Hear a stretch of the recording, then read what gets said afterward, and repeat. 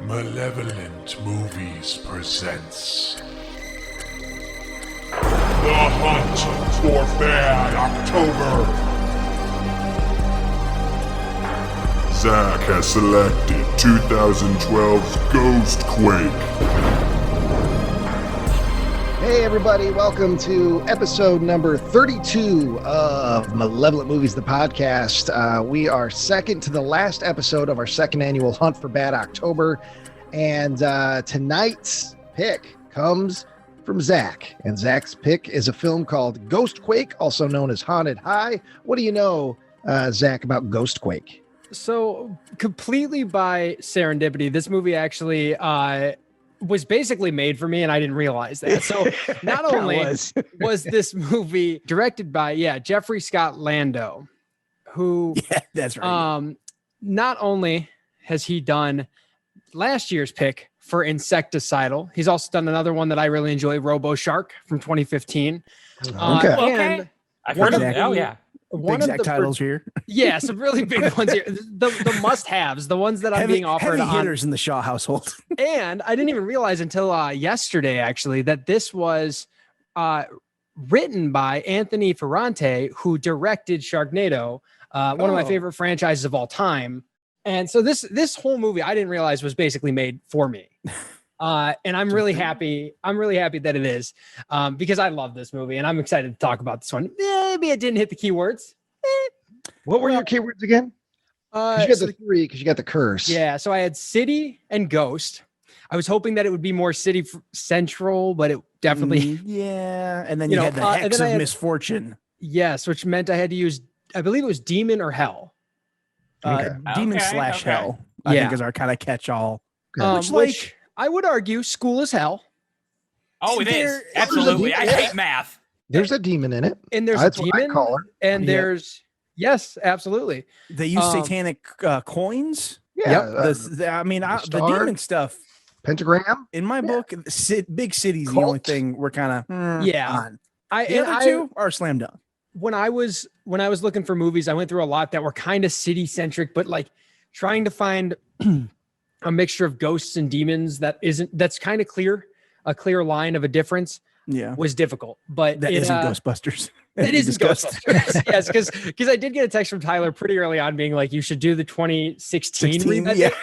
And I was like, I can't do that. Ooh. I'm like, it would be hilarious. It would have worked. But it's just, I couldn't do it. I've seen it once. You know? Nobody can sit through that again. I saw it one time. Yeah. Just the once. So I'm excited to talk about Ghostquake / Haunted High. I'm not sure why the name changed. I actually never got to the bottom of that. Ghostquake is a slam dunk of a title. I'm saying. Yeah, the thing is, Haunted High works fine with the movie. It doesn't have any pizzazz. It's kind of generic. It's very stock Haunted High. Yeah, but Ghostquake sounds good. It kind of pertains to Ghostquake. And plus at this time and continuing on even now, Sci-Fi Channel, one of their bread and butter genres is disaster movies. The more ridiculous, the better. And Quake fits right in, as a title with all their other stuff. Even if somebody has, you get duped into thinking at least, it's sci-fi, Quake's in the title. There's going to be some sort of natural disaster. This has got to be good. Danny Trejo's here, who has also been in Five-Headed Shark Attack, another one that I've seen and enjoyed. Among other things, but of course, among others. But and it's one of those things where my guess on why it changed names is there was another movie that came out the same year called Ghost Taker. And I believe might have also been sci-fi. I'm not sure, but Ghost Taker, that is Ghostquake, confusing. They're very similar names, so I don't know if that's why this one changed. But in the movie, we'll call it Ghostquake.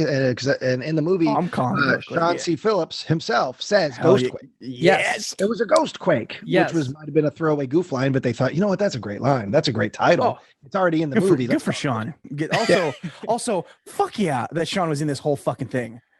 I was so excited. And those who are not familiar, we're talking about Sean C. Phillips. If you at any point were on YouTube in the last probably since it started and were interested in DVD collecting, this was the kid. You've seen him. You've seen him. He was a big boy for a long time. He's a big boy in this movie. He has since lost all of that weight. He's very, very skinny guy now. He also lost all his hair. But he does he does these kind of movies and lower budget and even lower budget. He's done over 230. He has over 230 some IMDb credits already through Zoom or some sort of technology. He's also in an anthology film that I appeared in. Oh my God. A direct connection to Malevolent movies. And this is our second time with Chauncey Phillips. We previously saw him in Witch's Brew, and he's going to show up briefly in my pick next week. Hey, already Malevolent. Yeah, just the way it Already worked. Like a little double feature. Yeah, dude. But he has a big role in this movie. A lot of times he just shows up for a minute or two in one of these low budget things. But in this, he's got a meaty role. He's one of the team. Yeah. And I thought that, and I think you asked me at the end of last week's episode if he was in it, and I originally said no because like I guess my brain didn't register that was him. Don't know how. Yeah, I get it. Well, he looks nothing like himself anymore. But anyway, he's in Ghostquake, and so we might as well dive in, Zach. Yeah. All right. So we start off as any of these. Did he like foresee that his internet was going out? I think he might have. He might have. All right. Well, I'll go ahead and get it. Keep it going. He'll be back. So we start out with a lecture, as any good school movie does. This one's about paganism and the occult. We see a nerdy, very robotic-looking boy, which we find is going to be the lead character, Quentin. This kid, I don't know what it is about him. He looks like he's a robot to me. I spent the whole fucking day trying to figure out who he looks like. Yeah, I can't. I don't know. He's unsettling to me, and it's nothing against him. It's just he's unsettling to me. But yeah. And he's sitting there drawing the girl to his right. She looks over at him and smiles, and he gets a little flustered. And the teacher pops up and is like, "Hey, pay attention. You know, you need to be listening to this occult stuff, sir, Mr. Smith." And as the class ends, the teacher assigns them, like in the background, a 150-page assignment due tomorrow. I heard that. I was like, wait, 150 pages? Jesus. This is a strict school. Even 15 pages the night before, I'd be like, yeesh. Yeah. That's all night. God. That's a bit much. Yeah. Especially the night before prom, as we're going to find out it is. Yes. Like prom's tomorrow. Quick, whip up 150. I know you guys are worried about making sure you have dates and everything, as high schoolers are with prom, but 150 pages due tomorrow. So Quentin goes out to his locker. He's admiring what looks like a little D&D dice bag. He's just like looking at it like Gollum looks at the ring in Lord of the Rings. It is interesting that he was able to call it right before he left. I wonder if he's got something else, like another program that like refreshes quicker. Maybe. And that stopped because like we do that little. Let's take a little break here. We've been talking about the movie for about 10 seconds. Let's take a break. Yeah, for sure. At work we have these like big giant TVs that we don't fucking use. I put funny videos on them every now and then. Nice. But those, we just have the Chromecast on all day. And so when that goes off, we go, fuck. Because then we know our phones are going to go down. People are going to start calling us. It's happening any second now. Yeah. So I bet that happened to Joe. Poor Joe. God, that's awful. I hated that we heard it. Oh, no. Right. Oh, no. It's gone. And what if we had never heard from Joe ever again? Oh, no. We don't know what happened. The Ghostquake got him. Parents? Yeah. And his family are like, Joe. We go over to Grand Ridge. There's a hole in the ground. Well, Buckley. A literal hole in the ground. We don't, no, Buckley's lived there for 20 years. Yeah, every time you say Buckley, people tell you to leave. Yeah. It's like one of those movies where a guy comes to town, he's trying to get a ride out to some old manor and nobody will let him, and he's like, doesn't know why. MC Buckley shows up and tells us that we've been Buckleys all along. Uncle Soup shows up as a ghost, as a force ghost. We can change our name all we want. Joe. Yeah. Yes. It wrote itself. There it is. Time traveler. We find out these old history books and we're looking at Uncle Soup and they all look like Joe. Wait a minute. Just his dumb face there. I know that's the genes impossible. are strong in the Buckley bush, but man, this guy looks like Joe. Yeah. I can't think of another word. What happens next, Zach? Okay, yeah. We'll forgetting words. He'll come back. Yeah, it's so fine. We don't need him. He's looking at the coins, and Whitney pops up and wishes him a happy birthday. And he's like, "Hey, it's not my birthday." She's like, "I know, it's tomorrow. I just wanted to be the first to tell you." He's like, "You are?" "Yeah, because no one tells you the day before your birthday. That's not how birthdays work, lady." I get it. She's flirting, but it's just one of those things. He doesn't get that she's flirting. I mean, this kid, because he's a robot. Yeah, the character as written and as performed is he's a wiener. it's very undynamic. It's one of the weak spots I feel in this movie. Yeah. Both I the feel character like and performance. all of the characters are so interesting, like not even interesting. They're just like they're archetypes. And instead it's like he shadowed Mark Zuckerberg for a couple days and was like, that's how I'll portray this character. He looks a little like Tobey Maguire in some shots. Yeah. Yeah. I can see that. It flashed me back to the first Sam Raimi Spider-Man. He looks like that guy in that show You a little bit. Penn Badgley from Gotham. Looks like him sometimes. So he's talking to her. She's like, hey, what's going on? What do you got there in your hands? And he says, oh, he explains that they're little coins made out of real gold. He says they look like clay. Like, yeah, you're not fooling anybody with real gold on that one. But they do have little pentagrams inscribed in them. How'd he get them, Zach? Where'd he get them? He got them from his grandpappy. Yeah, he got them from his grandpappy. Remember that, folks. He does a little side eye glance. He's like, I had good plans for him. Cause she's like, you could probably sell these, make a lot of money. And he's like, well, he quips, they're real gold and real old. And he says he's got plans for him. Like he wants to do something with these, right? And the teacher shows up and says to him a line that I would never trust if a teacher ever said to me. He says, hey, I need your help in the boiler room right now. Yeah. Fuck am I going to help you with? Right. What did I do to become the guy you go to for boiler room problems? Especially when he's the teacher that just gave you a hard time. Yeah. He just gave him he just, harassed him for not paying attention in class. And then he's like, I need you to help me in the boiler room. I need you to come in the boiler room to me so I can kill you. And I think this like unintentionally to me made it like, I assumed that our main character Quentin here was going to be the inciting incident that causes like the possession, the Ghostquakes. Cause I thought it was like he and the teacher had something going on. They both were part of something. That's not the case. It's just weird. So let's see. They go to the boiler room and the teacher confronts Quentin saying like, or on the way down, we get a peek at this hunky Hispanic janitor. He is just mopping away on the stairs. And it is Mr. Danny Trejo. What a man. And it just gets you. I cannot just smile when I see him. Just like, oh shit. Somebody's getting their ass kicked later. Yeah, get him, machete. Exactly. And you know how easy it's got to be as an actor to be Danny Trejo because nobody expects you to do anything but be Danny Trejo. And that's absolutely fine and what they want. It's like John Wayne. It's just you come at it, you may be playing a janitor, you may be playing a scientist. It doesn't matter the character. You come in, you got the ponytail, the handlebar mustache. Just say the lines, bro, and you're good. And everyone's happy, and he's happy. Being Danny Trejo as an actor is awesome. And as we find out way later on, he's up for pretty much anything. Like I love that Danny Trejo. He is not in his prime. Do you have nonsense physically. You need to sound good? It's so good. He's just great. He's just so good. So they pass Danny Trejo, kind of gives him a little bit of like a side glance, a little suspicious glance, but he is still the janitor, so he keeps mopping away, right? We'll come back to him later.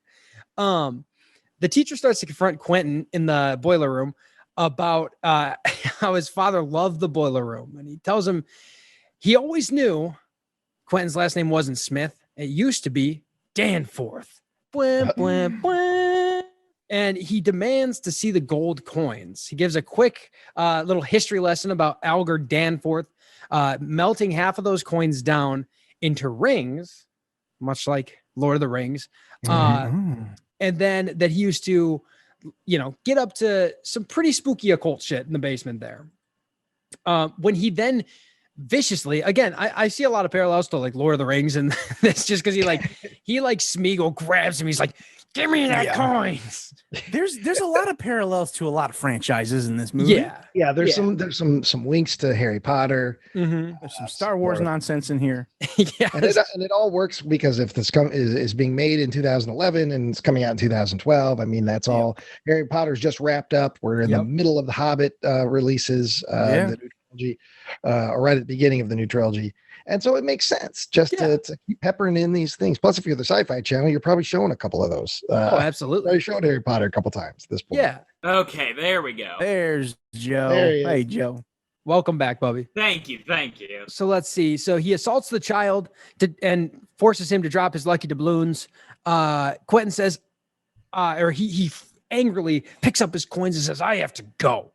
And he storms upstairs. The teacher lingers for a moment and says, well, if you gotta go. Followed by like you a gotta go 7. make poo-poo. He says that, like, he says, if you gotta go, followed by like a 10-second pause, then looks at his foot and reveals a coin. You gotta There's go. a lot of that in this movie. Mm-hmm. There's a lot of like long looks, usually at the end of a scene. Yeah. Like you guys could have wrote a button or something. But Yeah, it's one of these things where I can't necessarily say it's put it on the actor. You know what I mean? Because it's that pause put in by the actor. It's the editing. They take this, elongate it. So it's there's awkwardness there, but it's I feel it's more along the editing in these Absolutely. scenes. Yeah. It could have been, if you gotta go, you gotta go, which is, it's still a lame line. Just the way he delivers it, but then you could have showed the coin. It didn't have to be the coin in between saying the lines. So then he picks up the coin, he admires it when it starts to glow red, burning him, and he drops it to the ground. It causes quite a big rumble, our first of many Ghostquakes. This does concern Mr. Trejo. He like looks around like, hold on, maybe he's familiar with this particular sensation. We'll find out. A CGI senses were tingling. Yeah, I wish he said that like at least one time. He feels it right in his mustache. Starts to like go up a little. So CGI pentagram is kind of forms itself on the ground. A crack in the wall opens, letting in some nasty critters. We got bugs coming in. Then the teacher turns around and standing there with his spiky ass gray hair is Danforth, played by MC Gainey. MC Gainey. Love it. I love him in this movie. Yeah. He's just such a goober. And this is one of the things we talked about. I can't remember. I think with Michael Madsen on the Lumberjack Man episode, where how the entertainment industry, when you're a character actor, it's ups and downs. And so the same year that MC Gainey has this lead monster villain role in sci-fi original Ghostquake, he's also showing up in Quentin Tarantino's Django Unchained. The coach lady, I forget her name. She is one of like the main slaves in Django Unchained. She is also Miss Minnie Mink, owner of Minnie's Haberdashery in The Hateful Eight. I knew she, I didn't look her up, but I knew she was familiar. I just figured I'd seen her in some of this kind of stuff, but no. That's awesome. Yeah, she's the lady that Channing Tatum teaches French. Yeah. Oh, and then she's in it for maybe 10 minutes. She's great. I love when she's in something. Yeah. I'm so excited when I saw her in this. This is full of talent, young and old. I love this. Yeah. It's got such a wide variety of talent. It really is. Like for this kind of movie. They spent all the money on the actors, none of it on the effects. Okay. Well, they shot the movie in Louisiana. Okay. And I'm sure they could have, most of these guys were LA, but they could have done this all in LA, but they did shoot the movie in Louisiana because Sean C. Phillips made a video 10 years ago on set of his experience shooting. It was then called Haunted High. Incredible. And then at the end of the credits, it thanks the Louisiana Film Bureau and the governor of the state. Yeah. So it's so we get Mr. Gainey pops up and he's laughing. He's having fun. He's happy. He's back, baby. So he starts throwing chairs at this teacher. And to Joe's credit, the effects in this, as with any sci-fi original, not incredible. So like the chairs look fine. I believe they're real chairs. But then you get, is this supposed to be a wardrobe that gets thrown at him last or something? So like there is actual shit that gets thrown at him, like the chairs, and those break. But then there's just, I don't know, a table, a wardrobe, something. It creaks and gets thrown at him as he screams, and that's it. We don't see the actual kill. This is many. I could have actually, a lot of, like, what was your keywords, Trevor? What were your keywords? Oh my gosh. It was like my death keywords off screen, right? Well, that's what I was thinking too. That's what I was thinking my keywords were gore, bugs, but my curse was the Reaper's misfortune. Most of the kills are bloodless or off camera. See, if I had this gotten would have that, worked for that curse, though. Yeah. If I had gotten that curse, it would have worked, because most of the kills, and this is what Joe was kind of alluding to, like there really aren't a lot of, I don't think there's any real kills that are like gory that you see, right? No, this movie is this was on Sci-Fi. Yeah. Well, the thing is, I feel like it could run at like prime time. So, yeah, for I the most think- part. I wonder because it also at the I mean, it opens with a credit that says Sci-Fi Channel presenter Sci-Fi Original, but then at the end, Yeah. it said created in association with Sci-Fi Channel. And there are moments in the movie where it's obviously in post-production, they're zooming in on a shot to show no gore, but they did show Yes. gore. There's a scene where the guy's face is obviously messed up, and they Yeah, that's they in used my the- heart here. And there's a weird cut when the girl's head explodes. Yes. So I feel that maybe the movie wasn't intended to be a Sci-Fi Channel original at the time, 100%. Mm. Like That it was would make going to sense. eventually, because there are moments where I feel they shot and more gore, and then Maybe they bought the Editing. distribution rights or something. Yeah. and then during the editing, they're like, all right, let's pull Like, back. hell, we can't show this on Yeah. Oh Because- yeah.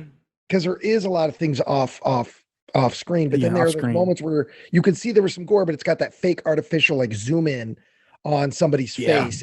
You just see a little blood on their nose, and I'm like, that's not what they shot. They shot his entire face, and they just are not letting us see it. So Because there is one very Yeah. specific one with the workout equipment that feels like they were Yes. like it cuts right before what I assume they actually filmed. Even if it was CGI, I feel Yeah. like something had to have been put there. Or maybe Yeah. I We don't should know. Maybe they didn't demand- have time. We should demand the uncut haunted high. We gotta make a petition. Hey, Yeah. I'm fine with that. Absolutely, 100%. Let's get the Lando cut. and it better be in 4x3. Oh, you know it That's will right. be. This is art. Always. So That's right. God damn it. we get so after the teacher goes splat, we get this boom Ghostquake, right? And some fancy fun. We Hell get this yeah. real jazzy tune going. You know, about school. It's good. I actually tried to use Siri to look up the song. It couldn't identify who sings this. Is this Well, like it's supposed to sound like Chuck Berry, I think. yeah, it does. And that's why I was like, They I allude was to that. looking it up, trying to find out, and I'm sure it's in the credits, and I just didn't feel like looking for it. But I used Siri to try to find it, and Siri could not identify the tune. You gotta put it in your workout mix. Yeah, absolutely. It'll help me get those extra curls. That's right. But it's a jazzy tune. It's fun. It's got like they're doing like these slides of like school in the 50s and stuff. Maybe 70s. I don't know. All real old. Yeah. And after this whole long montage, we get Whitney. She's chilling back in the hallway, and she's like, "I wonder if that was an earthquake." And her friend's like, "No, you idiot! That's crazy. We're not on any fault lines." And the coach comes running up and asks Whitney if she's found any more volunteers to help set up because prom is tomorrow. Like that's a big thing. It's like, oh man, they really waited till the last second to set up prom. Yeah, they Well, haven't everybody started knows. yet? No, you gotta use those auditoriums for the people that run laps for the president. Sure. That was also the day The before. president. Yeah. Yeah.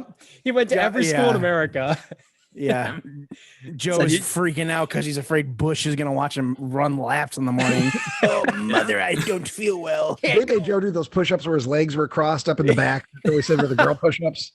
They made Joe do those. He still couldn't do it. Well, He's the only that was person the that didn't get the initiation letter for the from Skull and Arnold Bones Schwarzenegger. Society. You know what? To Joe's credit, he came over here and as a goof picked up like a 75-pound barbell, and I watched him curl it like 4 times. And he Listen, did nobody's it pretty saying well. Joe isn't strong. I'm just saying he's impressively strong. Oh, I want to yeah. arm Have you- wrestle you today, Joe. Please. Okay, that's fine. I will grip your hand. I will grip it as hard as I can. We're just gonna hold hands and we're gonna push. Use you know? use your left hand. Use your clean hand. Oh, other one might be a bit stained. I'm sorry. I'm not worried about the stain. I'm worried about a handicap here. I think your right one's a little juiced. Yep. Yep. Well, You know what I also, mean? It's got a and little bit extra gas in it. I demand for at least 12 hours before the event, you just have your hands soaking in sanitizer. Just Hmm. 12 Is that hours the might new not be COVID enough. precaution? Yeah. at the very least, COVID. You might get Jovid. You don't Yeah. want that. All right. That's right. So the principal Lou shows up as well as the coach, and he offers to help. And then they're like, okay, cool. We've got 4 people to set up Hell prom. So then the principal and the coach walk away, and we get which I originally wrote down. I don't want to make fun of him. He looks like if Grimace was drawn by an artist who wanted to Hold make on. a human version of Grimace.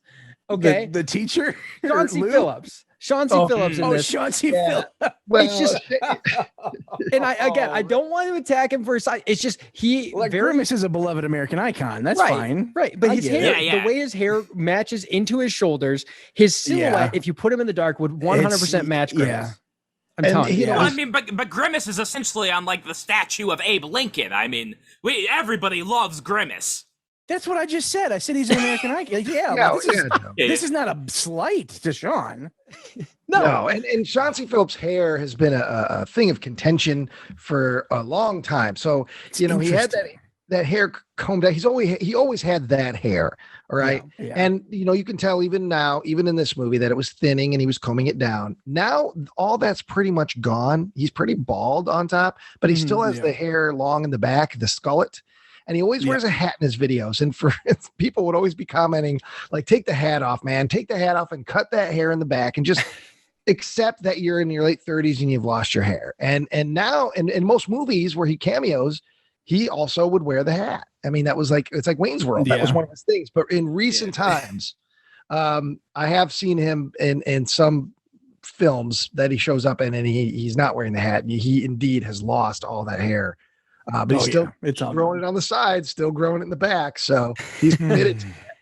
It is a greasy I wonder if he puts it in his contract, like, I must be able to wear my hat on set. He might. There are weirder things in contracts.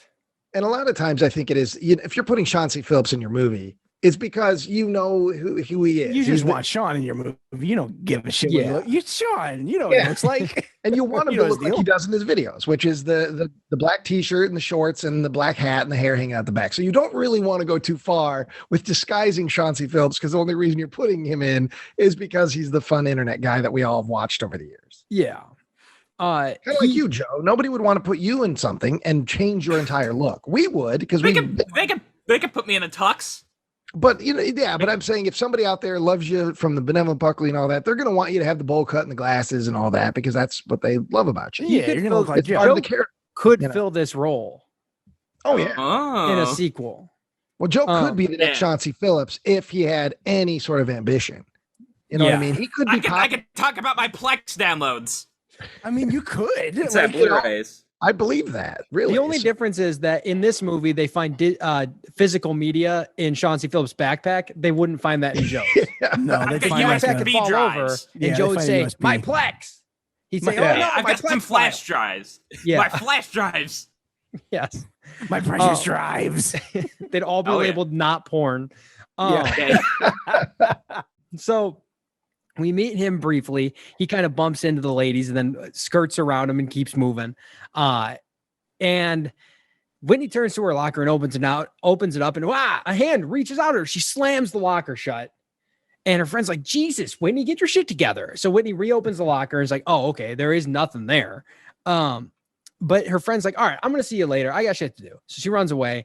And Whitney looks down the hall and she sees this demonic chick standing at the end of the hall. She's real spooky like, but then she vanishes when someone walks in front of her. We'll have to worry about her later. What is Sean's name in this movie? Blake. Blake. Okay. I just called him Sean the whole time. Yeah. This section of the movie in particular really jumps point of view a lot. They really want to make sure they introduce all of these students. And they all catch up with him in mine. Yeah. So Blake goes outside and the jock walks up to him and he's pissed because apparently Blake's been talking shit, right? Blake said that the jock didn't have the will to win. And I love the jock says, you think it's easy rowing crew? And Blake says, no, I don't know. I get calluses just using my phone because he's the dweeb. Yeah. Also, this little guy roast crew, right? He's not very. Come on, guys in row crew look like Zach. They're like, they big, broad, handsome fellas. It's not this little wiener boy. This dweeb. I feel like they chose because it could have been. It had to be like something. Kmart Tom Holland. It could have been like lacrosse or something. Like it had to be or soccer. Preppy. They had to go. Soccer would have worked. They wanted to go something preppy, and I think he's on the girls' swim team, and he's the number one in that. Could have been. Could have been. Really funny, actually. But so then he's about to beat up on Blake when a real tough kid shows up. And we know this because from behind, as he's like, hey, leave the kid alone, he lights up a cigarette, which only tough kids do. Yeah. Right. And you also get to see the wide shot of him. His boots are untied. His shirt is untucked. This guy is a real tough dude. He actually, like, it looks like they looked at the Rockstar video game Bully and they were like, what if we gave that guy spiky hair? And that's how they got this character. Yeah. Because he's just that. And it's true. It's not just it's not just the cigarette, but because it's a prep school. I don't know if we've said that yet, but everybody's in uniform of one sort or another. And he's got his uniform on, but he's got it untucked and he's got his shoes are untied, his sneakers, and he's very loosely wearing the dress code, similar to the Fresh Prince. He wore the dress code, but he had the fancier coat, saying like, all right, I'll play ball, but I still got to do my own thing. And that's kind of what this character is. And at first we think he's going to be kind of cool. It's not true. No, he does. At first he seems pretty dope. Yeah. Like, hey, he's sticking up for the little guy, well, the big little guy, you know what I mean? Yeah. And I like that about him. And he's got a nice smile, and he's like, here, let me help you pick up your book bag. And he sees that, and this is a very important character trait for Blake. We see that he has some DVDs in his backpack about like ghost hunting stories. And he's like, oh, so you're into that ghost hunting shit, huh? Yeah, he's got season 1 of some ghost hunter show. Yeah, I didn't write down the name of it. Sinister Sights, it's called. Sinister Sights. Yeah. And so he's like, he's sitting there, he's like, hey, by the way, you're pretty good with computers, right? And Blake's like, they don't let me touch those anymore. Like, I'm not allowed to use computers anymore. Porn. Yeah, probably porn. He got busted up big time. Joe knows what that's like. Yep. They even shut down his Plex. Yeah. No, the FBI finally, it was like the 5 years in jail or the $50,000 fine, like you always see in the warning, or they shut down your computer forever. No more Plex. What happened to Joe? 100% would go to prison, wouldn't you, Joe?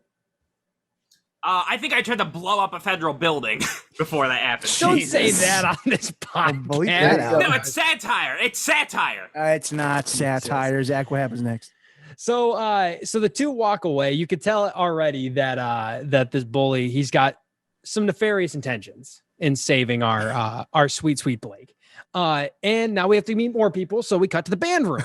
And the bandies are warming up. They're singing Amazing Grace. We've got a bassist, a guy on a keyboard, and we've got a singer. And a band. Yeah, a band. In the band room. It's like, they're gonna band room. So like what, like trumpets, trombone? No, like a band. Yeah, flutes? Or, no, like a band, like a bass, a bass guitar.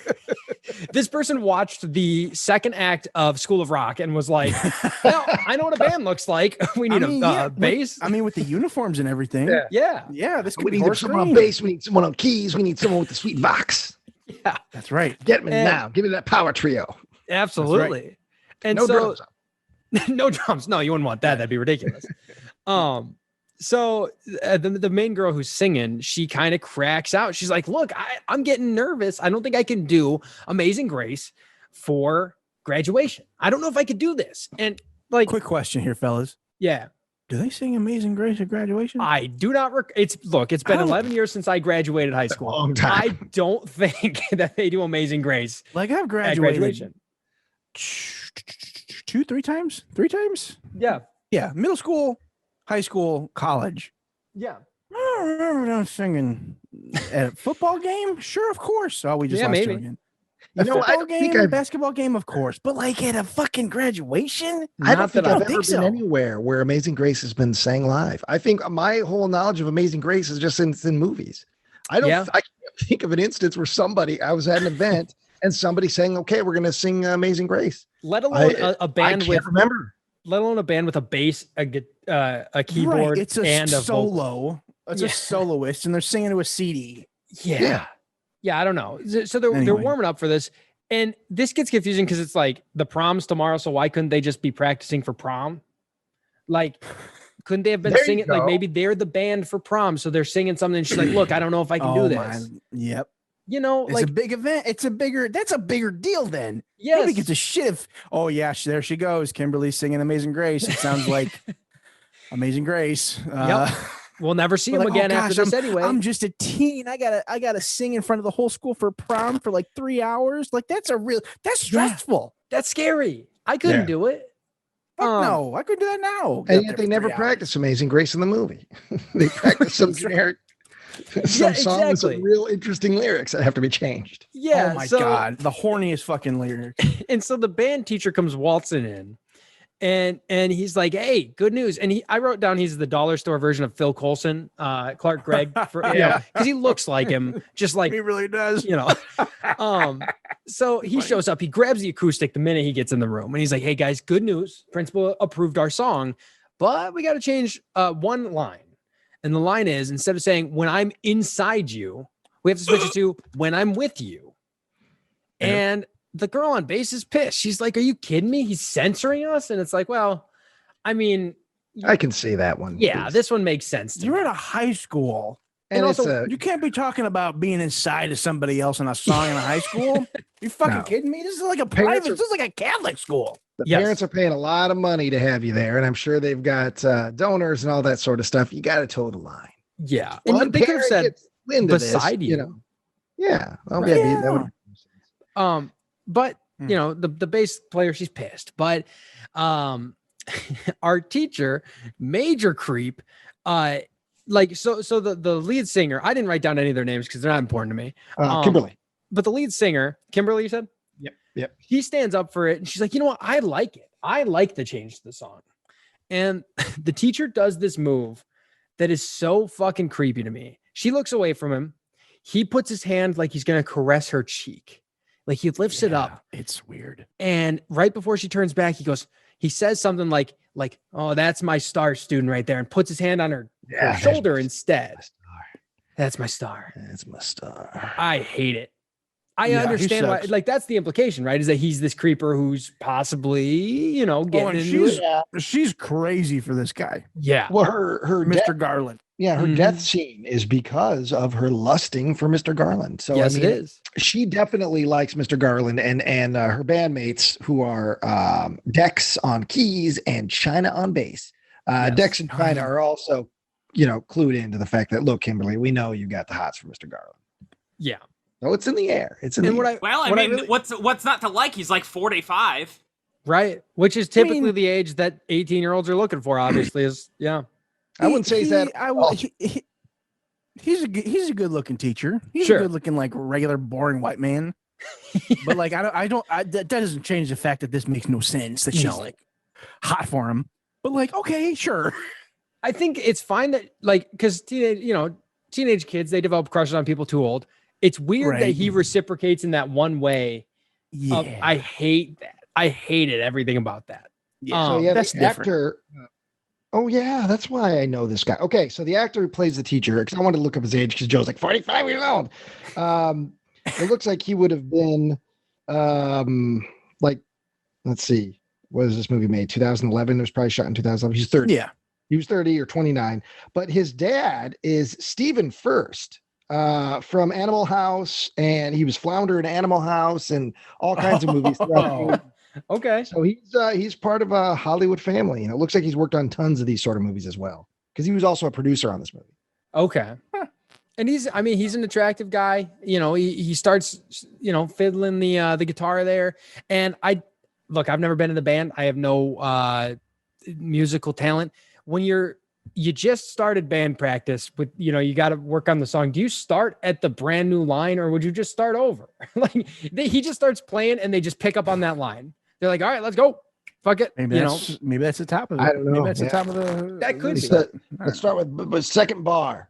I was in band in sixth grade. I was one of the last trumpet players because I had no skill. But I think we would have bars, and they say, okay, we're going to go into this bar and this bar. Okay. I was like, yeah, not for me anymore. I want to start on the first one. I'm out of here. I was a recorder boy. They didn't really. Yeah, that was the deal breaker. They didn't trust not me. The talent. Yeah. Yeah, they didn't trust me with all those fancy metal instruments. I got mine made out of wood. Sure. But you sure learned how to play that flute eventually, Joe. Oh yeah, the skin Out of his flute. butt. That's right. Hey, bada bing. The old butt trumpet. Yep. That's right. So that is, I believe that's the end of my scene. Is the creeper teacher grabbing her shoulder. End scene. All right, here we go. So now we cut back to the gym where there are just a handful of students are hard at work getting ready for the prom. Last minute. Dean shows up with his girlfriend Amber.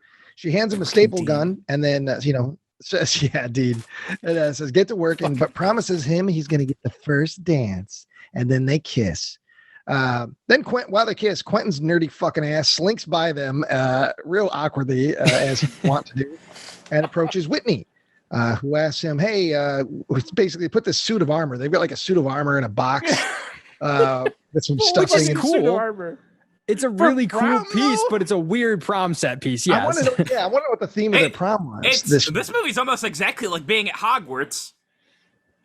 You got like all the school uniforms. You got Hogwarts. You got moving paintings. You got all kinds of weird shit.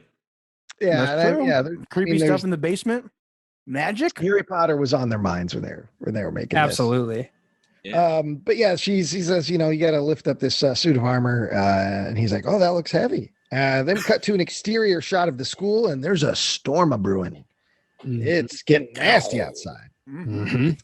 Cut to the library where Buffy the Vampire Slayer star Charisma Carpenter does I don't know who she knew, who she was friends with, but she does a cameo basically in this movie.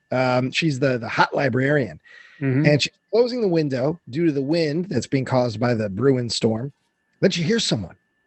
Immediately spooked, she hollers out, "The library's closed. If you need anything, come back tomorrow." But she's instantly scared. Yeah, which is weird because school didn't let out that long ago, right?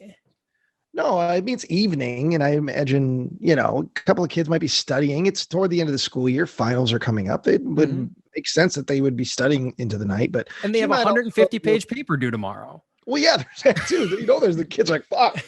They're just the one kid out there's real stressed.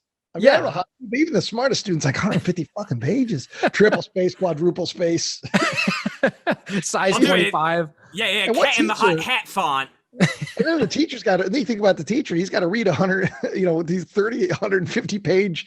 That's like reading. He probably just stamps them. You could probably write a page and a half and then just fill it out with nonsense and he'll stamp an A on it. Oh, probably. As long as you finish it, yeah.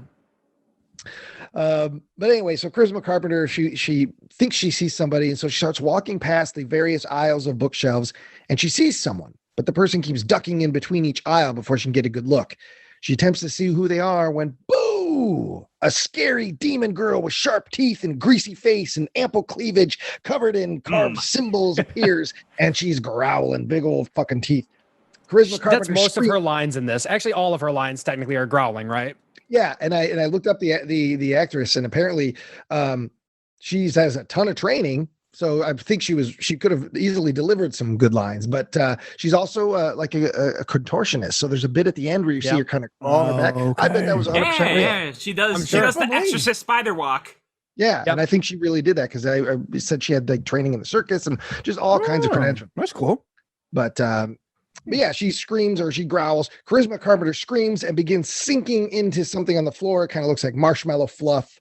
Or, if you put regular detergent in the washing machine like I've done. And I did that. Yep. All the suds come out all over the floor. Yeah. Like, oh, shit. If you go far back enough on my Facebook page, fans, you can see photos of that. Yeah, I've done it myself. It was about this time of year, 2008. Yeah, it's a dainty hand Ziegler, trying to do something, something to that with the house. Dainty, that's right. That's right. Embrace it. I love it. I forgot about this new form of. Oh yeah, right.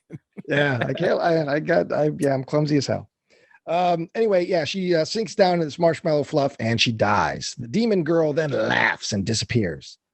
We cut back to the gym as Amber and Dean unfold the tablecloth. Amber says she's never been in the school after dark and it creeps her out. Dean then tells her that his father was also a student at the school back in the day.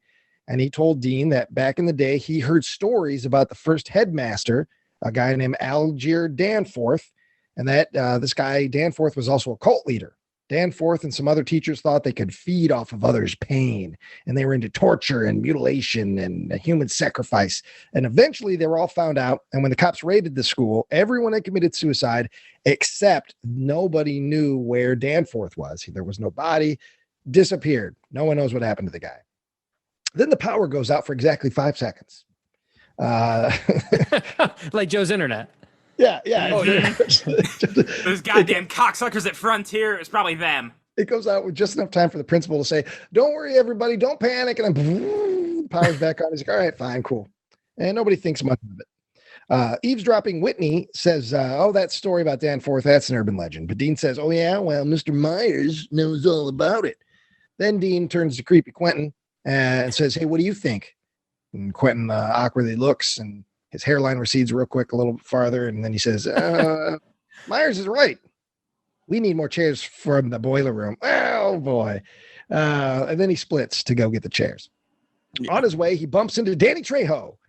Danny Trejo says, "Hey, where are you going, son? Where do you think you're going?" He's like, chairs. I go get chairs. Is that all right?" And Danny Trejo kind of looks at him. He's like, "We'll see. We'll see." Then cut back to the music room where Mr. Garland is leading Kimberly, Dex, and China in rehearsal of their song. Kimberly messes up and gets very frustrated. Mr. Garland then encourages her, "Hey, don't worry about it. Get back on that horse." As the camera pushes in on the window where we see the demon girl is grinning in at them. She's enjoying the music. She understands. She's like, "Sometimes you just can't hit those fucking notes." We cut to outside the school, and now we're next to a large gate. As thunder and lightning fill the sky, Blake, of course, Mr. Chauncey Phillips, and Colt are standing before the gate. Colt has some very large bolt cutters. So like, oh, they're going to break in. Blake doesn't want to be there. And Colt tells him, "If you don't help me, you're going to be worse off than you had been with Dean." Now, at this point, Colt is a bigger prick than Dean. Like, he's threatening, he's grabbing Blake. We don't know why quite yet, but he's threatening him. And we're like, okay, well, out of the frying pan and into the fire, as it were with Colt. He would have been better off getting teased by Dean. Slapped around. Absolutely. Just then 2 other students show up and they said they heard that Blake is going to hack into the computers and they need their grades changed. And Blake is worried that they will get caught. So that's what they're doing. They are going to force Blake into getting onto the computers and giving them all better grades. And they've got to break in to do it. Do they ever mention why Blake was originally banned from using the computers? I know he mentions that he's not like legally allowed to use a computer, but like, do they ever explain why? I believe it had something to do with the Animaniacs forum. And I think that's all they said in the film. Is that actually, or are you just shitting me? No, I'm just shitting you. Oh, okay. Damn it, Joe. I knew I bought it for a second. I was like, yeah. I mean, he makes a crack about the gate later, so maybe. Yeah, right. So I was like, maybe, I don't know. Damn it, taking Joe. Advantage of you had me thinking I missed the word Animaniacs in this movie. And I was like, no. That would have stuck out to me. As if you could. Possibly. Yeah. I've learned this about doing these podcasts with Joe. This is between The Man with No Brain and this. I think this is episode number 70 something I've done with Joe. Oh, yeah. Of some sort. A lot of them. And anytime Joe quickly jumps in with something, you know it's going to be bullshit. Oh, yeah. No, that's fair. No. I can remember true things too. He's just gonna gurgle out a bunch of horse shit, a bunch of poop. That's all it's gonna be. I've learned that from Joe. So even though my audio cut out there, I'm sure whatever he said horse shit wasn't. It was, yeah. But no, I don't think we ever hear what Blake did. I think it's just things were. He was a naughty boy. Yeah, he was downloading movies. That's it. Yep. He downloaded the car at work. He downloaded the car like in those old commercials. Tell you not to. That's why we had to watch that shit. Yeah. Yep. All right. So, all right. Yeah. So, Colt then says, they explain how they're going to enter the school. There's a cook or somebody had told them that there's a duct that leads right from the outside of the building, right into the kitchen. It's hard to reach, but they're going to use a dumpster. They're going to crawl in the dumpster and jump up into the duct. Colt gives Blake more incentive by threatening him with a small pocket knife. Colt's just a real dick. I mean, he's pulling a knife. I don't think Dean was going to pull a fucking knife on it. No. Colt's Dean might have roughed him up, but yeah, he slapped him a little bit, but that'd be maybe give him a titty twister or two. But yeah. hey, he's handled that in the day. Yeah. We've all bounced back from a titty twister. Yeah, we've all had a wedgie in our day, I'm sure. A purple nurple. Sometimes I heard Joe pays for wedgies. He goes to play, hey, he finds people, gives them $5-10 just to give him a wedgie. Well, yeah. Why is that I mean, tabs all the time? it is sexual to me. I mean, it is it's really arousing. Yep, I bet it is. Yeah, just to have the fabric rammed up your ass. Yeah. Yeah, he'll give you a big tip if you can make the drawers rip. Oh yeah, absolutely. Jesus. Hey, I'm a good tipper. Anyway, so the kid, I didn't get the names of the two friends that show up. Yeah, they don't matter. There's a It kid doesn't in the matter. jean jacket. You And can I call just them had- Goonie A and Goonie Boof, B. boof and doof. Boof and doof, that works too. Yeah, boof and doof. I like But it. there's a guy in the denim jacket. He goes first, then followed by Blake, then Colt, and then finally the guy in the leather jacket after he finishes his cigarette. Blake then, of course, makes a Die Hard joke, and I got one good laugh. Oh, yeah. One good laugh because Blake says, I feel like I'm in Die Hard. I feel just like Bruce Willis in Die Hard. And Colt, who's behind him, says, yeah, you look just like him. It's really good. I laughed at that. And I do like And they that just then goes, yippee-ki-yay! yeah, he decides to continue the goof, and He doesn't fucking care. Blake's like all in. He's like, yippee ki He's like, get the fuck out of the way. Like he pushes him anyway. But I just like him just being like, He's gonna hey, have a good time doing this thing he doesn't want to do. look, I'm Yeah. getting You know beat. what? I'm God getting bless you. bullied. I'm gonna get stabbed. I'm being made fun of. I'm getting the line out. Yeah. I loved it. Yeah. And I it's don't a thing care. that's This is also- sick. I'm Bruce. Yeah. I'm going through a giant vent Yeah. right now. This is awesome. It's a huge vent because Oh, it when has to they be. said, like, okay, we're crawling through a vent, I'm thinking of a tight vent like you see in Die Poor Hard. where Sean the is shoulders- not gonna and I'm fit like, through a there's no vent. way 2012 Sean C. Phillips is even going to get. I But no, couldn't it's- fit through most vents. plenty of He's not gonna. Yeah, there's plenty of room for It's not an it's efficient huge vent. duct. I can only imagine the cost that school is going through for ventilation Oh, because yeah. like air does not Yeah. move quickly through a vent that size. I'm no HVAC installer or anything. I'm just saying. Oh, it's a little And big. that thing, technically, that would have been full of dust. Oh, for Absolutely sure. full of dust. Disgusting. Yeah. They're not cleaning that out properly. No, And definitely it's coming not. from the kitchen, so it's going to be a lot of grease too. Mhm. That's the one that was Probably just slide right through it. Right, it goes right above the range, as we'll I see. can't I mean, wait so that for our shit was going straight HVAC up. podcast where we talk yeah. about Let's do it. ventilation. It's gonna be good. You know it's out there. You know Yeah. it's out there. I'm sure. I'd like to be a guest on it, and because I know obviously Dainty Hands, I'll be on there. I'm like, well, you need to get the wire cutters. You know. Here's a quick I story. don't really like touching the tools. Here's a good story about Dainty Hand Ziegler. I'll do a nice digression because to show you that this is something that's been going on forever and ain't going to change. So, because I failed a math class I think it was my senior year, I had to take a semester of shop, and it was specifically automotive shop. And I knew nothing about cars either. I mean, I could change the oil, or I could check the oil with the dipstick, and I could put gas in it. And that was where it started. That's all you need, really. Yeah, but everyone else in that class was a big car aficionado, and the teacher obviously knows a lot. So one day we were standing around this big engine that they had on display, and he was showing us things, and he wanted to do the teacher wanted to do some work on it. So I guess I was the closest to the wall of tools, and he told me to go get something, a 3/4 ratchet, something specific. I'm like, okay, cool. Because I'm thinking they're all going to be fucking labeled. It's on a wall. There's going to be little notes under each one, a sickle, hammer, No, there was Sickle nothing. So, in the machine shop. hey, you never know. There's the Sickle, sickle, go the get the sickle. chainsaw. Yeah, But yeah, that's So in I case go the to the- Grim Reaper has to get his car fixed. of course. So I go to the wall of the tools and I'm like, fuck, none of these are labeled. I have zero idea what he wants. I have no idea. I can't even fake it. So I'm standing there and they're waiting on me. And I go back. I'm like, I don't know what it is. And as you can understand, I was the butt of the jokes that day, and probably for the rest of the semester because you don't even know what a 4th, 5th ratchet is. I'm like, fuck no, I'm forced to take this class. I didn't choose this, man. I like the idea of everyone picking on you constantly. Hey, go get the 4th, 5th fork, idiot. You're like, okay, guys.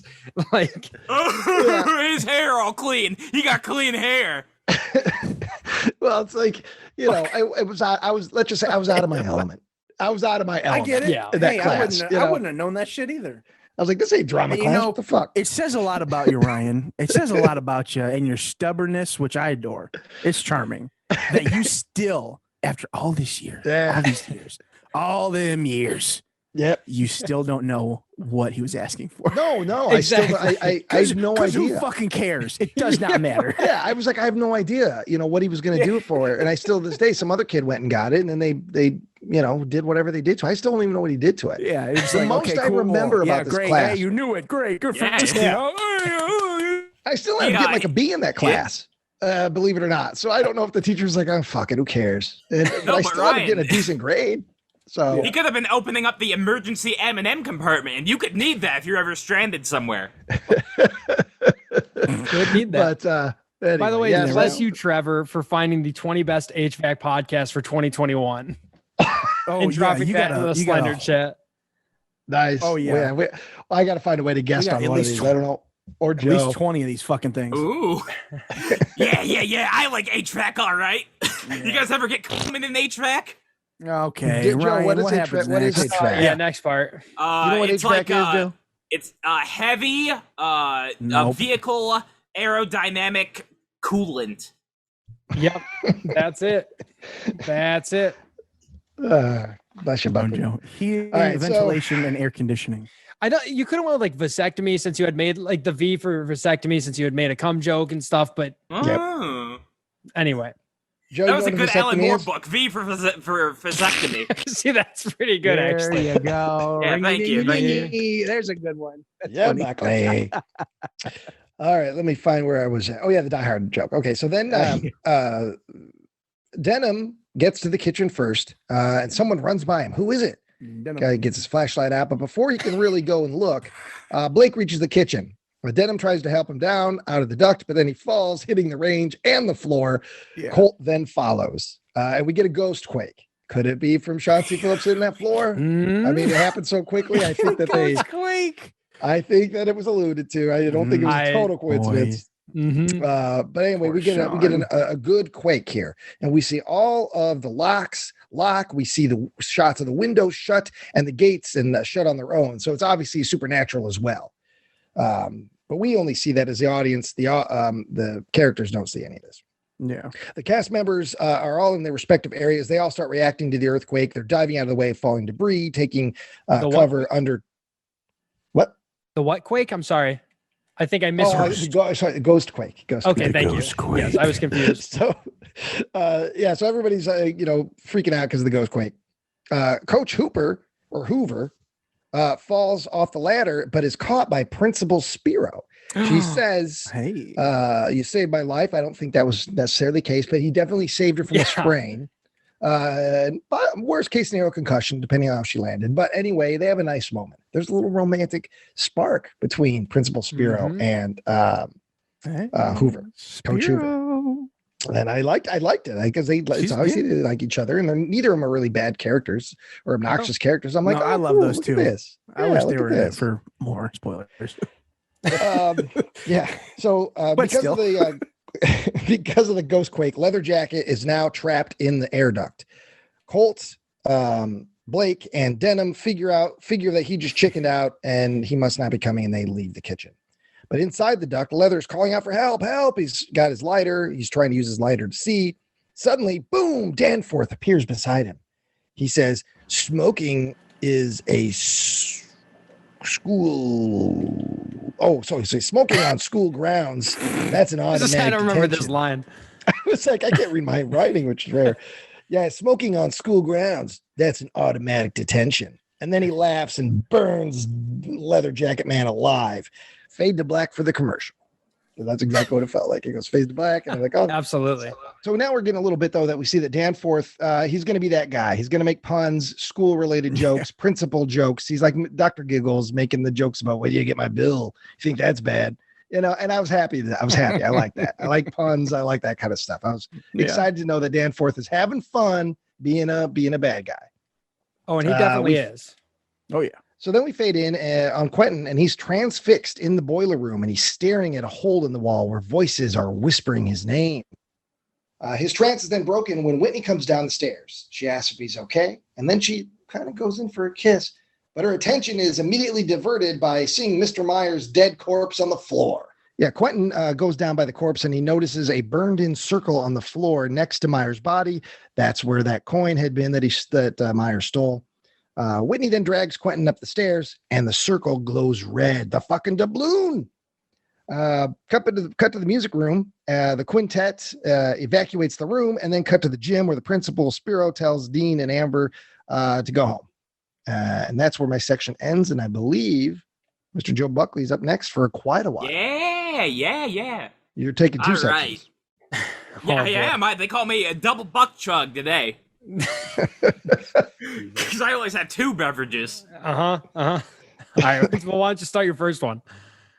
All right. So, I got a nice sugar-free Powerade. Grape. Good. So, the principal and the coach are going to go check the school to make sure no one's there, when both their fat tummies get stuck in the door and they do kind of an awkward shuffle. I mean, cool dude. And we get another little moment of kind of flirtation between them again because of that. They're close, and they're like, oh, yeah, you know. Yeah, cool dude and the gang are sneaking around when they spot Danny Trejo reading out of the Necronomicon. I was very, very confused about this. I put down, like, he's able to bring back his dead wife as a specter, but actually it's his sister we found out later on. Marisol. So I'll just call Marisol. her, yeah, I'll call her the wife sister. Sure. I mean, it's just his sister, but yeah, go ahead. Yeah. So he's gonna need her help in order to stop the school founder's evil plans. Suddenly, the scarred ghost flies at him, and he ends up locked in the janitor's closet, a fitting place for a janitor. I will say it's huge. That room is big. It's not really like the little janitor. No. You know, when you think of it's just where the mops and the brooms are. He's got a fucking desk, and he's got a computer, and it's a big room. A Trejo-sized room for a Trejo-sized janitor. And I think that, like, I was nervous that he would spend the whole movie in here. And that that was going to be like their thing where, like, they couldn't get him for some of the big stuff. So they just, you know what I mean? Like, when they can't really afford actors. Like they do with Bruce Willis. Really nervous. Now, and every you only got to pay him a couple movie. grand if he's in it for like a couple minutes. So you got to pay him 10 grand if he's in it for 20. No, well, it comes to Bruce Willis. I was reading that on these, you know, when he pops up every other week in the straight to video movie, he's only on set for like maybe 3 or 4 days. They got to shoot all of his scenes regardless in those 4 days, and he still gets paid like $1 million, $2 million bucks. I believe it, which is why you can't fault him. You can't fault him for doing it. That's a lot of money. That's why he does so many. He can make $40 million in 1 year and, you know, do a month's work for it. For a movie he I'd won't like remember. if he was just, if he was like Nicolas Cage, he ended up blowing like his money on dinosaur bones, and that's why he's got to do them all. Yeah, that'd be cool. Well, I think he just does it because, I mean, you know, he likes the work, but money's money, you know. Mm-hmm. Why not? And he's getting older. I mean, he's not gonna be able to do it forever, so he enjoys it. Yeah. Although I wish he would stop doing it because it's made his stock go way down. You know, it's not a big deal anymore to see Bruce Willis. It's like, oh yeah, Bruce Willis. Okay. It is funny how he really is in Critters 4. It is funny how excited we are about Danny Trejo doing the exact same thing, but that's because, like, Danny Trejo, to me, he gives 100% in these kind of movies. Oh yeah, he comes to it and he's happy to be there. He's not doesn't bored phone like it Bruce in. Willis. No, and Danny Trejo, you know, his career. I don't know if you guys are familiar with how this all happened. You know, he had been in prison, and he had been an ex-con, and he was brought onto the set of the movie Runaway Train. Right? Yeah, as an extra and as kind of a consultant on something. And he just started doing bit parts in Death Wish 4 because there's a hilarious scene where his character and a couple other guys get blown up at the table by Charles Bronson. And right before the explosion happens, the dummies are incredibly obvious. And I'm in some Facebook groups for Canon films. And the people are always making memes using the dummy Danny Trejo, and they're always hilarious. Amazing. But yeah, and he just started popping up, and, you know, guys like Robert Rodriguez started using him a lot, and audience started paying attention to him. And it's just, you know, and so with Danny Trejo, this is the massive success. So him popping up in 40 movies a year is amazing. That's the mark of success for Danny Trejo in his life and this accidental career. For Bruce Willis, after being, you know, major movie star, you know, it's just all about the perspective. Him being in 40 movies a year is like, it's kind of sad. But Trejo, no, it's fucking great. Yeah, it's what he wants. Yeah. So, Dean and Amber find out that the doors to leave are locked shut, and Whitney tells them that Myers, the teacher, is dead in the boiler room. They try to call 911, but all their phones are out of service or full of demon faces. It's kind of like that scary maze game where the exorcist girl pops up and scares you. Oh yeah, that so old screamer thing. Yeah. Yeah. The band teacher also finds out that the doors are locked, and even with the strength of a band geek helping, they aren't able to push it open. The main group goes looking for the janitor to get the doors open, while the principal finds the dead body in the boiler room. Cool Duder and Bros are rifling through the mainframe at radical speed. But they find out the principal... They're rifling through the mainframe of the they're hacking into the PC mainframe. No, it wasn't that. It was at what speed did you say? Oh, at radical speed. Radical. Okay. Yeah, okay. yeah. I just they use like cool terms like that as hackers. Right. Of course. We're getting Joe Buckley flair here. You know, this is. I throw a little spice on there. Mm-hmm. Yeah, we're getting a little buck. So they find out that the principal's right outside the door, trying to figure out how to use the speaker system. Danny Trejo's able to summon his wife's sister again. And her beauty is able... Yeah. And her beauty is able... Okay, his sister. And her beauty is able to inspire him. Marisol. Okay. Her beauty is able to inspire him to try to break down the door. The principal and the coach are wandering the halls looking for students when a spooky voice on the PA system tells them to report to the science room to be tortured and dismembered. The principal says that little prankster will be in detention for a month. Another shockwave hits the school, and all their pickled dead frog jars get smashed and ruined. The frogs start hopping around, and the principal takes a scalpel to them off screen. One of the frogs gets stuck in between Mrs. Huber's boobos, and they become overrun. The coach... What? I like that he says a nonsensical word that doesn't exist and then pauses for applause. Yeah, he's waiting because he knows, well, I could call them boobs, but I'm going to call them boobos. And guys, boobos. I heard hoobos with an H. Yeah, I did too. That's what I thought he said. And even that makes no sense either. Either way, no. The amount of filth you say on this show, you can say boob. I'm not going to be upset when you say boob. Okay. All right. One of the frogs gets stuck in between Mrs. Hooper's massive, juicy titties. All right. I knew as soon as Trevor said you could say something like just anything, I knew you were going to go. You're going to crank that. Mommy milker, bro. Her she's 17 now. Her chest is ample, and in the shot, her little chesticles. And in the shot, the way she's, I bet it was directed this way because this is that kind of. I get it. Yeah. Her chest, her cleavage it heaves a lot more as she fights with the frog. You know that it is throughout the movie. It's. Yeah. I took a second look at that scene. You know, I bet you did. You fucking. You know how you can already tell how I feel about the demon. You know, of course. Yeah. You know, she's supple. Yeah. She's ample. She's nice looking. Poster. You throw her on the list. Throw her on the list. On that poster. It's the teeth, isn't it? Yeah. You don't have to lie. Well, it's the mouth later too. Yeah, that's the worry, and that was like with the convent last week. It hit me, the realization of what it would be like to truly engage in coitus with one of these beautiful monsters. That was the convent had that sad reality, so it made me think twice a little. This is Ryan's final frontier. Yeah, I'm like, you'd have to. That's a reality. That's a risk we would have to take if we were, hooking up with these monsters. Maybe just pop a pair of wax teeth in their mouth. Maybe that'll work. What do they do with the harpoon? You get a bunch of corks. Like a Jaws, he puts the cork on the end of the harpoon. Here's a bunch of corks. This gator's been corked.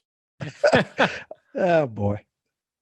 So the coach starts stomping on the frogs, and the principal uses one of the desk flamethrowers to torch them. Covered in frog guts, the two celebrate with a high five. The Bunsen burner. Joe, it's the Bunsen burner. Yeah. So he takes out his Rick Dalton flamethrower and torches him. Yeah. I burn their ass to a crisp. That's right. Anybody ordered fried sauerkraut? Fried frog legs? I don't know why they give that to high schoolers. Somebody's going to burn their hair off. We had those in junior high. So did we. I like that the poster kind of falls off too. That's fun.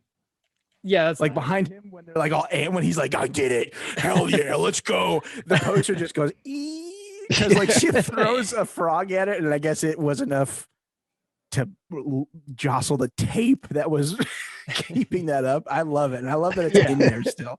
And it happens at like such a perfect time. Like it's timed perfectly with him. It was great. Zach, I think this is what I texted you last night saying, man, you really did. I texted Zach, said, hey, buddy, I love this movie. Thank you. Because the frog, I really love the frog scene. Sure, the effects aren't the best. You're just but rubber it's so frogs on the ground. I know. They're just like, there's clearly probably like fishing line holding them up when they move them because they just kind of all move at once. I love it. Yeah. And coming from from my favorite kind of Malevolent movie, I think. And coming from Jeff Lando, the director who we'd already watched his movie Insecticidal, which was many years before this, where he used the big silly CG creatures. I was happy to see that he was doing old school stuff. Same. Whether that was a mandate from the producers or what budget. Yeah, we're not going to do CG, but I like when you have to see an actor wrestle with some inanimate thing. As an actor myself, I know the absurd the idea is, and you got to fucking sell it on that day. You're like, Jesus, especially when that now I realize that, she's working with Tarantino at this point. Yeah. On this movie, she's like, oh, I have to fight and pretend I'm getting attacked by a half dissected frog in my chest. Can you imagine that? Like in the same year, or at least, relatively similar time frame. Like it's, what are you doing lately? Like you're at Thanksgiving with your family. It's like, oh, it's in the Tarantino movie and Danny Trejo film as well. Oh, what Trejo film? It's a Ghostquake. Yeah. I fight frogs. Like it's like that's why I love the entertainment industry. It's ups and downs, and who knows? This could have been an up too. I'm sure it was fun. Yeah. And they get paid. They're getting paid, and it was Screen Actors Guild on there, so it was a union. Yeah, they got money. So So the band teacher comes face to face with a living suit of armor, who starts taking swings at him. He hides under the bleachers, but the night crushes him to death in the seats. Yeah, and this was one of those missed opportunities, and maybe because of because it was a TV movie, or maybe they did shoot this stuff. But even as a kid, they would always warn you, when the bleachers are out or putting the bleachers in, and and the idea of getting caught behind the bleachers, that's a good school related kill for a movie like this. And we see nothing. It's the bleachers just go in. There's not even a yell. I don't even think the teacher yells. We see his blood later, like near the end of the movie. It's very briefly seen the amount of blood leaking out of the bleachers, but that's it. Oh yeah. And it's a missed opportunity. It's a missed opportunity.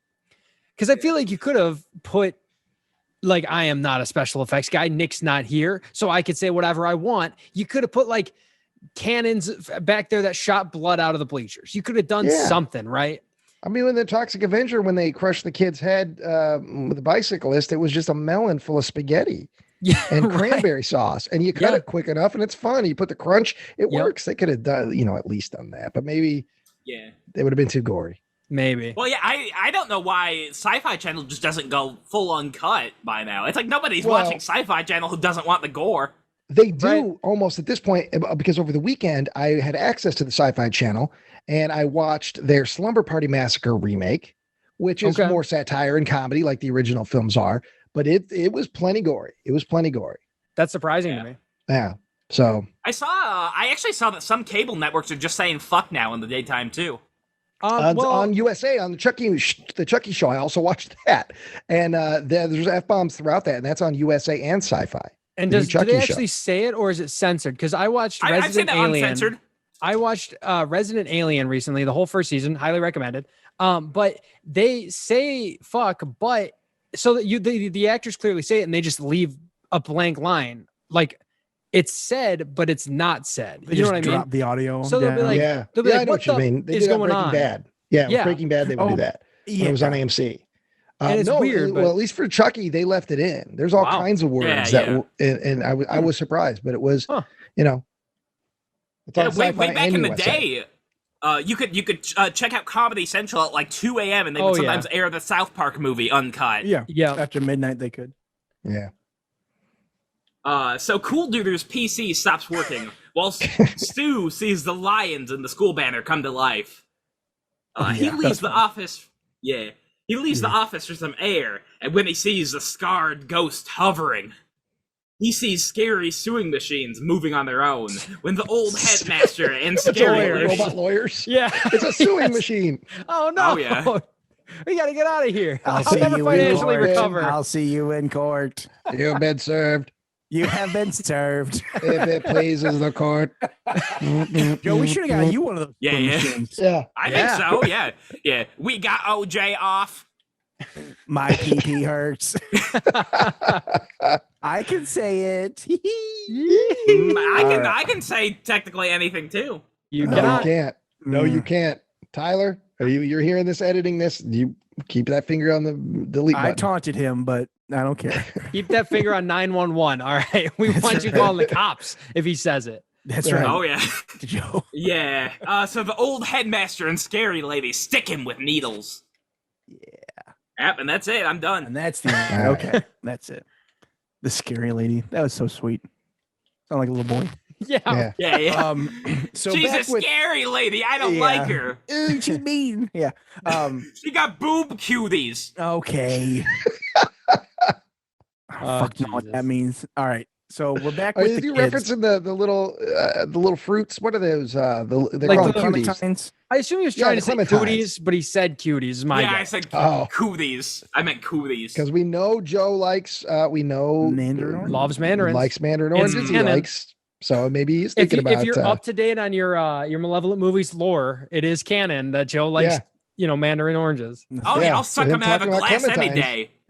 Yeah. Might have been the thing. We're going back to the main group of kids, and Dean is freaking out because all the doors are locked and all the windows are locked. They're stuck inside. Quentin points out that they're welded, actually, which I thought was kind of funny. He says, "This is something else, something worse." Dean agrees and demands that Quentin tells him who he really is. Dean lets it out since Quentin is just kind of, oh, I'm nervous, kid. Dean spills the beans that Danforth, the psycho old leader guy, MC Gainey, was Quentin's grandfather. Bum bum bum. I kind of wish that we didn't know that before they didn't know. Yeah, they really buried the lead on that one. Yeah, they really are just like, oh, hey, forget about this. It's gonna be a reveal later. Yeah. But you already fucking know that, buddy. Quentin admits it, and the kids can't believe that that he would have lied. They're like, Quentin's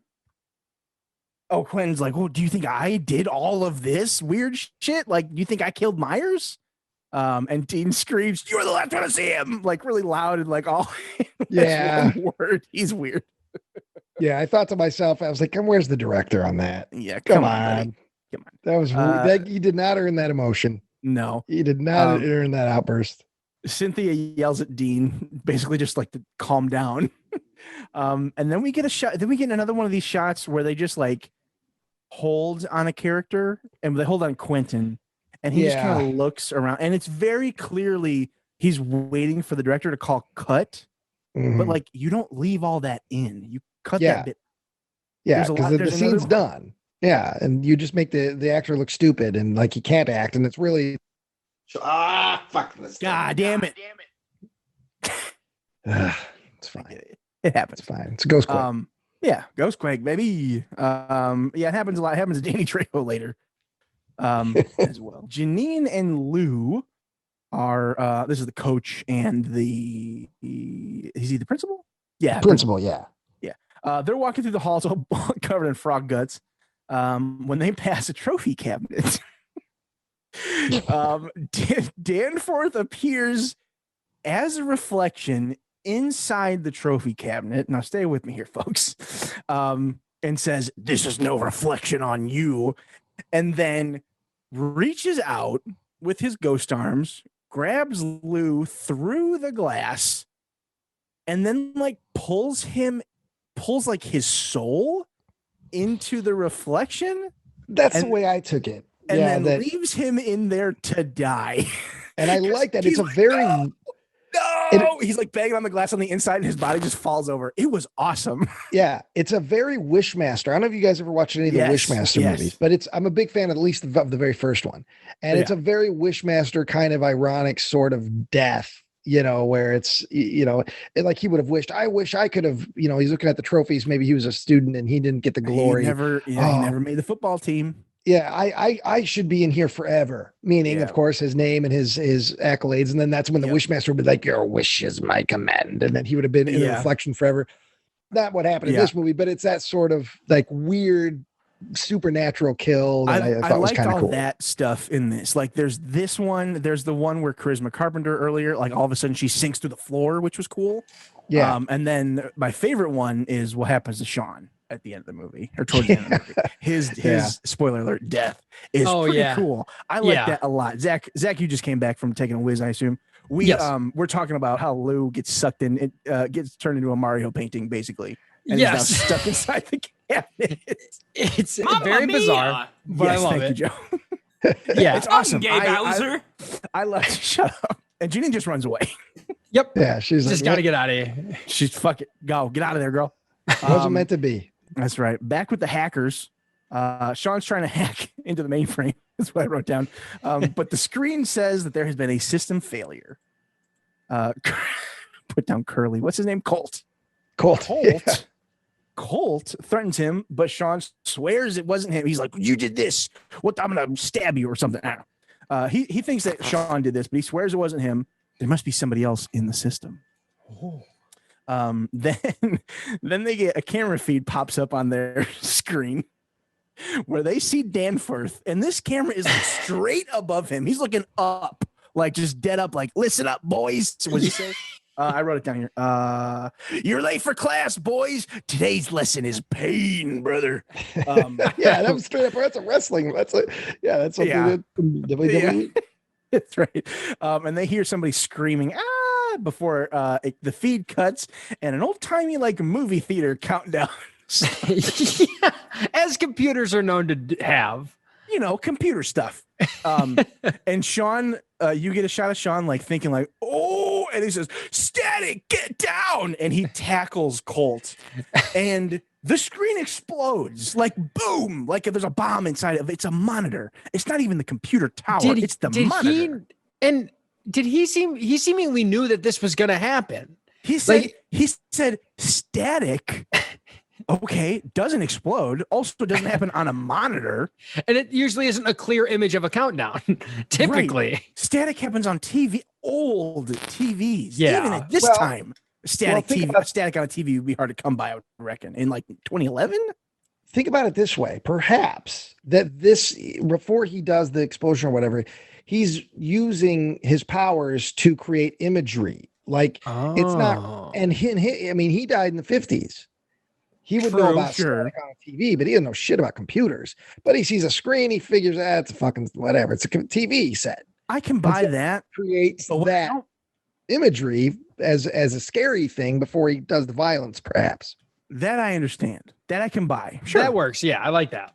But it's Sean C. Phillips saying that it's static. Well, which I mean, it's not, Sean. Right. No, isn't. Now that could have been changed in post-production, sure. But then it explodes. Well, like, listen, I love this movie. Like, this is just like this is one of the few parts in this that I like. Why did he know? Like, I wouldn't have dove. Understand. Yeah, I don't understand why. I would have thought, oh, we're watching. Oh shit, what is he going to show us? Yeah, what's going to pop up this next? Is going to explode. Yeah, that's a bizarre logic leap. I mean, it's fine because it's kind of works for the movie and the stupidity, and he saves the bad guy's life, but it's weird. Yeah, ultimately it does not matter. Right. But hey, if you were sensitive to that, you wouldn't be listening to us. True. Also, we just passed the hour 30-minute mark on this episode. And this movie is only an hour and 27 minutes long. So we've already eclipsed that. Right, if this is your episode, you'd be screwed. No, it's Sundays. And Sunday, I think my movie's an hour and 22. So okay, good call. So that could be done. I won't be here. I do a lot of talking. So, I mean, just less voices. We might be able to, we got to get it under an hour. Bare and bones 22. Episode. It's going to be tough. No, we need to go. We need to do it on legendary mode and give all 7 of us here. Let's give Mike, the curse Joe is all of the sections. Oh, I blow through them. Yeah, you got to go super quick on Sunday. But the thing is, I think the curse is for all of us, if we don't succeed in the curse, not only does it hurt Roddy, but we won't be on any more of Bad October. But in my case, it'll only hurt Roddy because I'm the last one. Yeah. So Yeah. you guys talk a little longer. That's fine. It don't really get. It doesn't really. I just realized that. But anyway, Tyler, cut this out.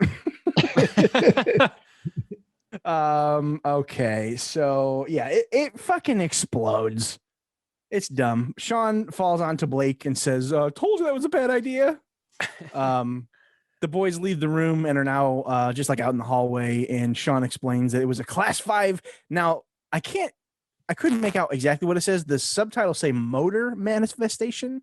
Isn't it like Monar or something he says later? I have no idea, but yeah, I didn't know. I couldn't tell what he was saying either. It's some ghost power level bullshit. I don't know.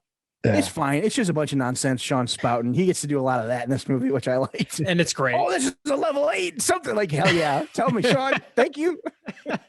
Blake does the in English, please. It essentially says that to him. Yes. They discover that the doors are locked because they weren't privy to this before because they weren't with the other team. Which, yeah, I thought that was weird when they were like, wait, why don't they know the doors are locked? I forgot that. I thought nothing of it, I guess, but that does make sense because they snuck in through a ventilation. Yeah. Some timelines in this movie are kind of like interesting to me. Yeah. Just like, okay. It's because they decided they really maybe did too many moving parts. Too many plots, maybe. Yeah. Yeah. Because the movie does play as like an ensemble, kind of like The Fog, for a good chunk of the movie, where we're with groups of people who aren't really interacting with each other, but they're all experiencing the same phenomenon, and then they come together. Later toward the end, the third act. Yeah. They discover the doors. Oh yeah, they discover that the doors are locked. So they head back to the vents to leave. They go back to the kitchen. But as soon as they turn around, they see their friend. I call him Old Stitch Face. Lou, I think is his name. The guy who got his. Apparently, they sewed his mouth shut. This is the part we were talking about earlier, where they don't show you anything. That's kind of frustrating. And he has some blood on his mouth because it's like kind of creeps up a little bit onto his cheek and on his nose, but you don't really see anything. It's kind of frustrating that we see nothing there. Yeah, and I think they did show all of it because in those scenes, like I said, it's got that artificial digital zoom in that you would do in post-production to cut something out. And even if they were, it's not framed right. This whole sequence is a mess. Yeah. But I think it was done in post. Like they had every intention of us seeing what had happened to his mouth and see Colt, cut whatever to let him be able to speak. I think so. We get a few more weird moments like that later on too. Yeah. But yeah, he Colt tries to cut open the mouth or something. You don't fucking see any of it, so it's hard to tell. But long story short, he ends up just dying. This guy Stu. It's like, okay, I guess he's dead. That happens a few times where because we don't see much of it, the same thing. Spoiler alert! Later happens with the bully, where it's just like, okay, he's dead. Yeah, guess he's done. And Dean. I mean, we didn't even see. I don't think. Nope. At all. You don't see nothing. Not even him going with Nope. He just goes nothing. to war and dies. Yeah, we just have to assume he was eviscerated and maybe he's in the sequel. Oh, that'd be great. Yeah. Ghostquakes. Oh, I hope so. Oh God, I hope so. All over the country. It's not just in one prep school. It's everywhere. Yes, please. What if Ghostbusters Afterlife is a backdoor hidden sequel? If Danny Trejo is a ghost in that movie, I'm gonna be just so happy. Yeah, because in that trailer, Paul Rudd's talking about how does a town with no fault lines have earthquakes? Oh, they watched this movie and they took a lot of inspiration from it. That's right. Oh my God, these big Ghostquakes are like a big Twinkie. These ghosts got to get busted. That's what I thought you were going to say. Yeah. See, that would have been good. The Twinkie part though. Have you seen Ghostbusters, Joe? I've seen Ghostbusters. Yeah. Okay. I think I've seen 1 and 2. Yeah. Oh, look at you. Yeah. Oh yeah. Ghostbusters was the only movie I saw last year post-pandemic. They were showing at the Roxy, and my buddy Andrew's in town. He's like, for his birthday, he's like, "Do you want to go?" I was like, "I mean, yeah, fuck it." We were the only people in the theater, so that was fine. I saw that was relief set into me because this was July 2020. Yeah. Oh, Man. I saw it. Instant relief when it was just two of us in there. All right. So anyway, back to our feature presentation. The band are looking for Mr. Garland, and they give Kim shit about fawning over him. She storms off and sees Mr. Garland undressing. Oh my lord! saucy. And walking into the showers. She tries to talk, Mr. Garland, Mr. Garland, Mr. Garland, we're stuck here. The doors are locked, Mr. Garland. And she is like just following him in. And eventually she is led into the locker room. And he's just fucking showering now. Yeah. And we see his he's butt ass naked. His drawers are down on the floor. His boxers are over there. Shoes are every which way but loose. Mm-hmm. I don't know. Yeah, he's an orangutan. Yeah, orangutan's there flipping him off. There's a big orangutan in there that's opening up his back. Yeah. Joey didn't get that one, but that's all right. Eventually she follows him into the locker room and she tries to get his attention still and then seems to go, all right, fuck it. And starts to undo her. I get to shower with the teacher. She takes her sweater off. She starts undoing her thing. She's like, fuck it. Fine. I guess we're actually doing this. Yeah, that's so weird because it's not like she's possessed by the ghost or anything like this. Yeah. We know she's got a crush on the teacher, but in that moment, she's saying, look, we shouldn't be showering. This isn't the time to take a shower. There's shit going down. There's monsters going down. There's dangerous things going down. Did she maybe think, fuck it, I'm going to get naked. Did she think maybe, hey, you know what? This is it. Or maybe she thought he couldn't hear her because of the running water. And she didn't want to get her clothes wet. Yeah, she just wanted to do a quick pop in. Yeah. They only give you two uniforms a year. So you got to be careful with them. See, and that's kind of what I thought when she popped off the sweater. But then she started on the tie and the buttons. I was like, nah, she's going after some dick. Yeah. Oh, definitely. She's getting that hot beef injection. Yeah. I'm sorry, that was disgusting. No. Do you understand what that means? Did you get that joke? Do you understand that? Why is it maybe a? Is that it? Oh, that's. I mean, it could be at the end. I'm sorry, Tyler. Cut that out. Yeah, I was gonna say that's gonna be a beep. We're getting disgusting here. Jesus Christ. Sorry. Yeah. It's called Real Filthy Shampoo with a little bit of hair. It's Malevolent movies after dark. We're left without that's right. No Moral Compass is a night crew. When Tyler's away, the ghouls will play. Yeah. Oh Jesus. Fuck. Where am I, dude? My fucking nose. She's gonna get in the shower. She's in the shower. She starts to undress when Mr. Garland opens the shower, but oh no, it's the ghost lady. Ah! She screams at her. Ah! Kim screams back. Ah! Very weird.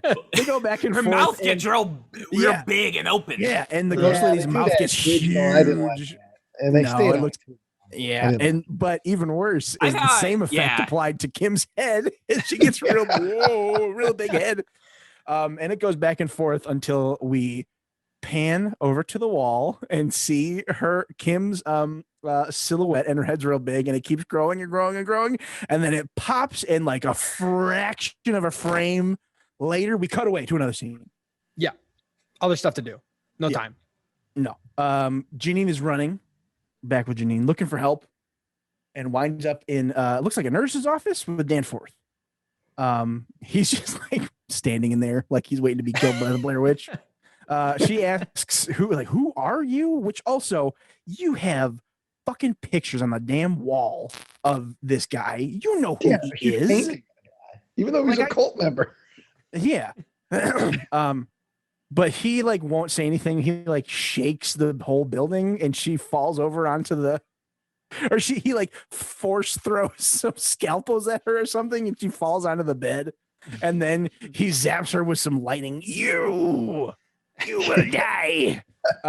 He grabs the defibrillators, turns them on and says, "You're a real heart stopper, doll." And do schools have defibrillators? Probably not. I was gonna say, I don't know. I guess they do have that little heart, the kit on the wall that has a heart. They had emergency ones on the wall. Okay. Yeah, because I remember when they came in, because they had to be asset tagged because they're expensive, and they were supposed to be placed at certain intervals around the college. So there's 5 or 6. but I don't know if they were like that with the two pad. I have no idea. I never looked at them that close, but Yeah. If I remember correctly, those are more like beefier versions of that thing James Bond uses in Casino Royale. oh yeah. Where it's Okay. like it is two little things, but it's like little patches, and it's like a thing. Yeah, you, like, the little hit. yeah. Okay. Yeah. Damn, I can't believe he's done. How sad. R.I.P. Rip Danny. He's not dead. they got rid of him. No more for the they movies. they killed Daniel Craig. Yep. Yep. David Craig's like, I'm still here, guys. $2 and $300 million. That's right. Good for him. Get that money playing Huge paycheck. foghorn leghorn. Yeah. I can't fucking wait for those movies. Anyway. It says you're a real heart stopper, doll, and zaps her, and then he says, I get such a charge out of this, and keeps zapping her. So she gets 2 lines. They couldn't decide which one they wanted to use. No. That's why they were like, fuck it, do both. Can I just do both? Then we get a short scene. It's a fucking shot of Danny Trejo trying to bust out of the janitor's closet, and that's it. He like hits it with his shoulder a couple times, and we cut it back away. Yep. I called her bass guitar. What's her name? China, yeah, and Dex is the keys. I caught Dex's name. I think they say it here in a minute. China is looking for Kim, and China finds Kim with her big old exploded head. Now we don't see anything. We see some blood on the wall, and that's about it. Yeah. She freaks out, understandably, and runs to go tell Dex. Sean C. Phillips and Colt are back in the kitchen, ready to leave via the vent, but Rob is in there. That was Boofer's name or whatever we called him. Oh, it was Rob. Okay. And he's all burnt up like a fucking, I don't know, burnt chicken nugget. And Sean is like, hell no, man, I'm not going in there. He's all burnt up. And then the ovens extra turn crispy. on. So he makes a food reference. Yeah, that's right. Extra crispy. He's up there. It's extra crispy, just like a yummy, juicy chicken breast. Cynthia's back. It's a goofy one, Joe. The ovens turn on and they run out. Cynthia's back to grilling Quentin about his grandpa, but he's just trying to reassure her that he's got nothing to do with it. The other 2 band members, China and Dex, meet up with the rest of the crew. So already we're converging, thankfully. And they tell everybody that Kim is dead. So clearly Quentin is not in on it because people are dying. Like people are still dying while you guys are just hanging around in this office. So everybody else, I got the feeling that everybody else is kind of like, okay, this is something bigger. This isn't just him fucking around. Dean decides to start recording for evidence. So he pulls out his phone, and when he starts recording, he sees like a ghost in the background on his phone, and he fucking freaks out and won't tell anybody what he saw. Like a fucking date. Wouldn't you not want to sound like the guy who says there's a ghost? Like, wouldn't you want to not be the guy who says that? Who doesn't want to be the we've got company guy? That's actually like, come on. Turned me around on my point almost immediately because like I wouldn't want to say we've got a ghost, but I would want to be the guy who says we've got company. We got company. That's great. Yeah, you're right. What a fucking dream. This guy's a moron. He sucks. I hate Dean so fucking much. Oh boy. All of a sudden they are now standing in a giant puddle of green goo and fettuccine on the floor. Yeah, this is and they cannot move from this spot for some reason because they're stuck. Now it is revealed that Danforth is at the end of the hall taunting them. I forget what he's saying, but he's eating like a really gross apple. He like takes a bite out of it, and it's clearly like a gummy worm coated in like chocolate. It's real wriggly and brown, and it works. Yeah, it looks gross. It shows the difference between remember the brain and the lunar pack and this like the difference in trying just a little. Yeah. I've never wanted ever. And not even stuff to like, it doesn't even make sense. Yeah. That there would be an apple in there. Who fucking cares? Well, I think the apple thing goes, it's that school thing. Remember you give a teacher an apple. It's just more school right. jokes. Yeah. School dressing. He introduces the teacher's pet, who is that ghost lady that's Ryan's all hot for. That's been attacking everyone. I mean, you know, Understand? She's hey, listen. I'm I'd sure. I'd at least go have coffee and we'll talk. We'll see. Lose the teeth and we'll reassess. Yeah, the teeth is the deal breaker. The teeth, we Lose, gotta lose the teeth. We Lose the talk. teeth and let's maybe get you a shower. Your hair's looking kind of fucked up. Your hair's looking a little greasy. Well, he Ryan- doesn't, I was going to Ryan say, likes not the for grease. Ryan. No, Yeah. No, I do. I'm big on the hygiene, so you do have to. Yeah, I love when Ryan Yeah, goes. brush your well. teeth a little bit. I'll help her. You know, Hey, I there got you your go. back. I get your back at the loofah. There you go. Fun activity for everybody. Everybody wins. She comes up just wearing nothing but a towel. All right. Yeah, that's a fine normal scenario for a Contortionist. sexy shower. Contortionist, Yeah. man. See, hey, Yeah. eye on the prize. So this is when she wall crawls over to them, and like it looks fine. It's like a weird green screen thing, but it looks fine. Yeah. MC Gainey's just standing there chomping away on his apple, laughing, so he's having a good time. But then we see Trejo, boom, finally break out his janitor's closet. As this happens, the ghost lady disappears. Oh, interesting. Trejo starts heading for Danforth, and we see the ghost like behind him. Have we had the whole thing with her backstory? Am I just that short? Remember, it's Marisol. No. The backstory for the weird demon lady is later. I got that. Yeah. Okay. Yeah. So then Have we had the backstory for Marisol yet? Is that what you were asking? yeah. I don't Okay. think so. No. I don't think we have. Like we're spoiling this for these 4 people that listen to this. Right. For Tyler. For Tyler. Sorry, Tyler. Spoiler alert. But we see there's like a new ghost, like just like a pretty lady in a dress appears behind Danny Trejo. But then Trejo turns around and sees her, but then Danforth is also there. And he says something like, better luck next time, muchacho, or some nonsense like that. And he like puts his hands like on her shoulders or something, and they both disappear. Yeah. Then the teens run out from that hallway and they run into Sean and Colt. And Colt and Dean are immediately butting heads. Also, Dex apparently got left behind during this run. And he stops at another locker room. He takes a few hits off of his inhaler and scoffs at how dirty the jocks keep this place. Because there's like dirty jerseys like hanging over lockers and stuff. And that's it, really. Like it's not that dirty, if I recall.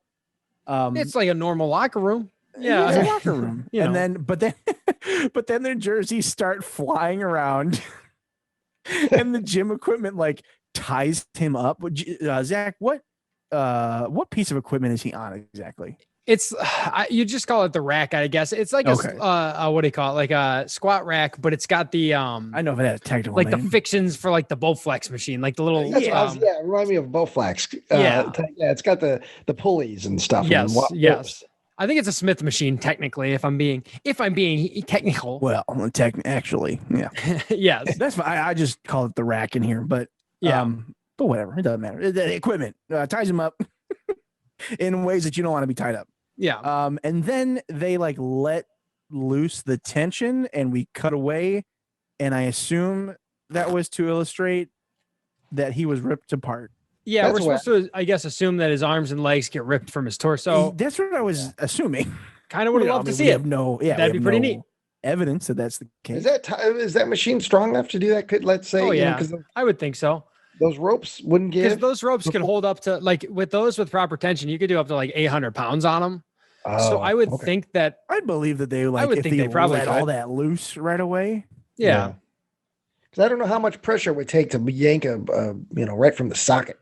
They are like they're like braided metal wire, so I would think that they'd be pretty dang strong. But either way, we don't get to see it, which is upsetting. We'll never we do get some sound. We get a little a little squelching. Yeah. But back with the teens, Dean reveals, he's like, this kid was suspended. Am I the only one that remembers this kid was suspended for bringing a knife to school? Colt apparently brought a knife when he was like, I don't know. I imagine this was like he's like 8. Right. The knife there. Remember he pulls out. Yeah, he's always got a knife right now. He's a cutter. Sean backs him up saying there's no way any of these teens are doing this. And Cynthia realizes this too and figures out that it's got to be Danforth. So they go over to the picture, the giant portrait of Danforth on the wall. And Quentin reveals that one of his magic coins is missing. Sean, he like shows them the rest of the coins. Sean looks at it saying, "Oh, it looks satanic and homemade." Then it starts to burn Sean's hand, so he gives it back. Quentin says, jumps back into Quentin's hand. Yeah, like the ring.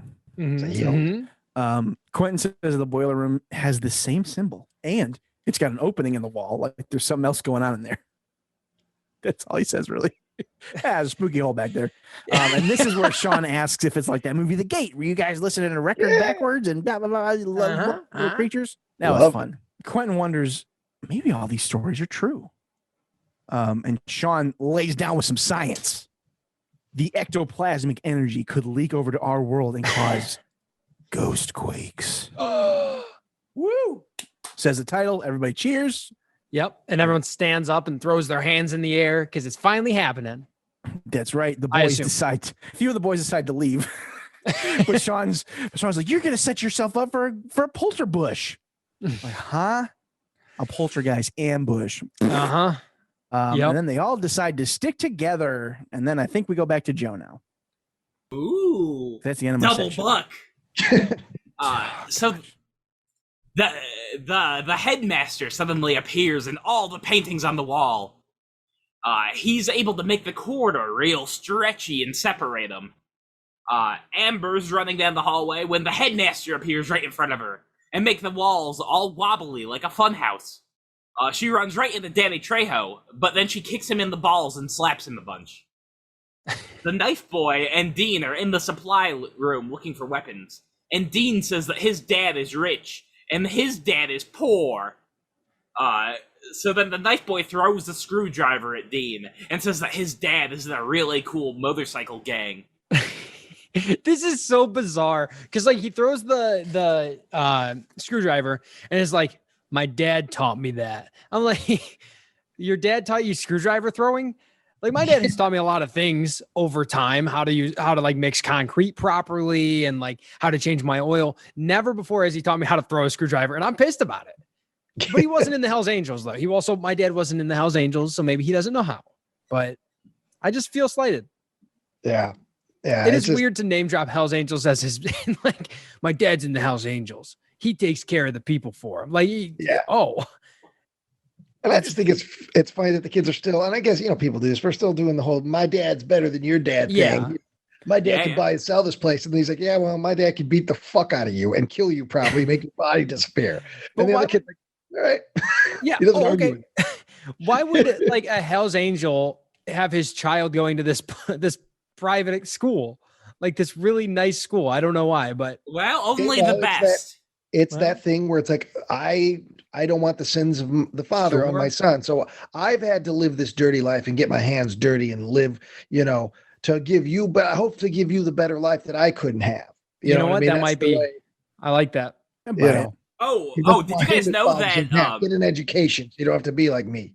Yeah, I like it. Did you guys know that any Hells Angels member is entitled to sleep with any other Hells Angels member's wife? They all share them around. Why are you referring to the Buckleys as Hells Angels? No. So Amber has to go vomit, but she sees the scary demon in the shitter. Her hand reaches out and grabs her tie, sucking her face first into the turlet. Will you stop calling it a turlet? Why? What's wrong with that? I can say words too. But I don't know where you got it, because I know you're not an All in the Family fan, and that's how Archie Bunker says it. Where are you getting it from? Is it a reference? Where did this come from? I have no idea. Because you've done it a while. You've done it. It's just funny. I think you probably accidentally mushmouthed it once, and then it was funny, and then it stuck around. That's my guess. It's a very specific thing, and I know it's not an All in the Family reference, but that is. Oh no, I don't care about that one at all. It's an that's what I'm saying. There's an episode of The Simpsons in, I believe, the 5th or 6th season where Grandpa. It is the Flying Hellfish episode, if I remember correctly, where there's grandparents coming in to Bart's class, and he says he invented the turlet. Okay. Because that could be it's such a specific thing. Yeah, and that's where I learned it. That's why I felt like that's probably where Joe learned it too. Because I remember where I learned it specifically. Because he's made a point to say anytime he's done this a lot, where he says turlet instead of toilet. So he's going out of his way to say it. Where did you? I mean, I hate to be the bearer of bad news, Ryan, but it gets me every time. Well, that's the thing. Yeah, It it's always always makes me funny. laugh. I I hate that it I does. like it too because it's a funny bit. That's Yeah. why it was Archie Bunker's bit. But Ryan's just being academic about it, trying to get I'm to the just, bottom. it's part of the man with the brain and being with Joe. I know it's in your blood. You can't. I can't help it. Yeah, but yep. You gotta wonder pick at me. You gotta pick at me a little. I'm not picking You at you, are. but I know I know your influences are there's not that many. So I'm like, where did the turlet come from? Who said it, Joe? Who said it to you? Yeah. But it's fine. Okay. Thank you for letting me have the right to say things. You're fucking welcome. Yeah. How would you say some more? So the group gets the idea to go to the library to thumb through the occult section. Cool Duder tries to get with China, but she says that she's a lesbian. Whitney asks Quentin if he'll go to prom with her. They stumble across Danny Trejo after he got beat up by a high school girl, and they split up to go find Band-Aids. They find a dead body in the nurse's room, and Dex comes back with Voldemort stuck in the back of his head. Well, the dead body they find, of course, is the coach. Oh, okay. I wasn't sure if it was her, but yeah. Yeah, that's coach. And then, but yeah, I did like this. This little the Voldemort, as Joe says. It's the demon woman, and she's kind of living in the back of Dex's head, and it's weird looking, and I liked it. It's probably I just liked a it too. CG thing, but I thought it was cool. I was like, oh, look at that. So the demon suddenly appears with a big trombone. Danny reveals that his sister was their last victim all those years ago, and the scary demon was in love with the headmaster, and they buried her on the grounds. The headmaster uses the PA to tell them that Cool Duder and China are done for, and the demon snaps China's neck with the tuba curve. Cool Duder... It's not a tuba, is it? It's the slide. Well, Isn't I it think called so. the slide? I don't know. I don't think it's a trombone. trombone. Yeah, it's Oh, not a a tuba. trombone? Okay.